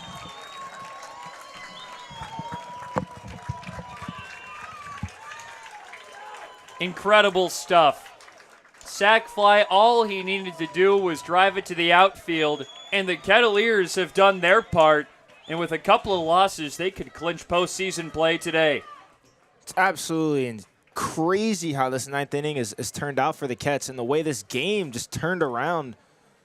And it's really just by their eye at the plate. They were able to scratch along 2 runs on walks by Landon Beaver and then just pimped a sac fly into left field to score Nolan Stevens. And the Kets take a must-needed win tonight against Wareham. The second time this season, Cotuit has walked off Wareham. The first, the home opener, June 15th, here at Lowell Park. The Kets walked off Wareham to beat them 2-1. Here we are, well over a month later, the second to last home game here at LP. And the Kets walk off the Gatemen 3-2. Just incredible stuff. Now you're in a great spot. You're scoreboard watching for the rest of the night if you're the Kettleers. Hyannis is up 2-0 on Harwich. Falmouth down 0-2 to Bourne. But regardless of what happens, you did your job, and now you've got momentum into tomorrow's game against Bourne. Live to fight another day. These boys keep on pushing out. You got to love the resilience. Last night, just being able to be shut out after a great pitching performance by Peyton Manka, the starter, and the relievers that followed. It's kind of looking like the same story for most of this game, but a bloop and a blast here and a couple really good takes by the Kettleer offense, and they find themselves looking in on the playoff picture. We're going to see how that turns out the next few days. The final lines today. Wareham, 2 runs on 6 hits, no errors. The Gatemen left 6 on base. And your Cotuit Kettleers, 3 runs on 5 hits, no errors, 6 left on base. The winning pitcher is Chase Carson. The losing pitcher, Josh McDevitt. No save necessary in this one. This ball game lasted a healthy 2 hours and 59 minutes. Attendance today, 1,422. Those that stuck around saw a great ending at Lowell Park. The Kettleers, by the skin of their teeth, win this one 3-2. We'll transition now into the Kettleers postgame show. Chris Albright joined to my left by Jaden Maureen and Connor Shewan. Fellas, this one was just down to the wire, and the Kettleers' plate discipline seemed to win them this game. And it really did. Some crucial walks worked late in this ball game. They worked 9 of them for the entire game, but Landon Beaver had the 2 most important of the game. One to score a run back in the 7th inning, bringing in Caden Bogenpole, and he did the same exact thing in the 9th inning to bring home the tying run. Jack Natilli, and then that set up Sean Martinez perfectly for that sacrifice fly, but none of that would have been done without walks by Caden Bogenpole and Nolan Stevens back in the 7th, and Jack Natilli and Zan Von Schlegel working some tough counts to walks in the 9th, too. That's 100% spot on, and we're going to have to talk about the pitching of Cotuit today. Wimberley, 5 shutout innings, only allowed 2 hits, giving up 1 walk and struck out 4. Atui pitches 2 innings. He gives up 3 hits and 2 earned, but no walks and 4 strikeouts. Mitchell did his part going an inning and a third, giving up 1 hit, 1 walk, and striking out 1. And then Carson coming in a big spot to get 1 out, which is the second time we've seen Cotuit pull that strategy, and it's worked in their favor both times. Because they brought out Edelman a couple games ago to secure that tie against Hyannis, and he did just that. Same thing for Carson. Playing that matchup game has worked a lot on the mound for the Kettleers. I just don't think we can overstate or not bring up the fact enough that the Kettleers pitching has just been phenomenal all season long. I think we were talking first week of the season, Connor, and the point was brought up, and I think that now that we're just 2 games away from the season end, we could say it. We said all the way back then that the Kettleers would have the best pitching rotation in the Cape. And, you know, they don't lead the league in ERA. We'll see after tonight because it will be a pretty close stat at this point. But just across the board, starting pitching, relief pitching, it's all been there all season long for the Kets, no matter who it is.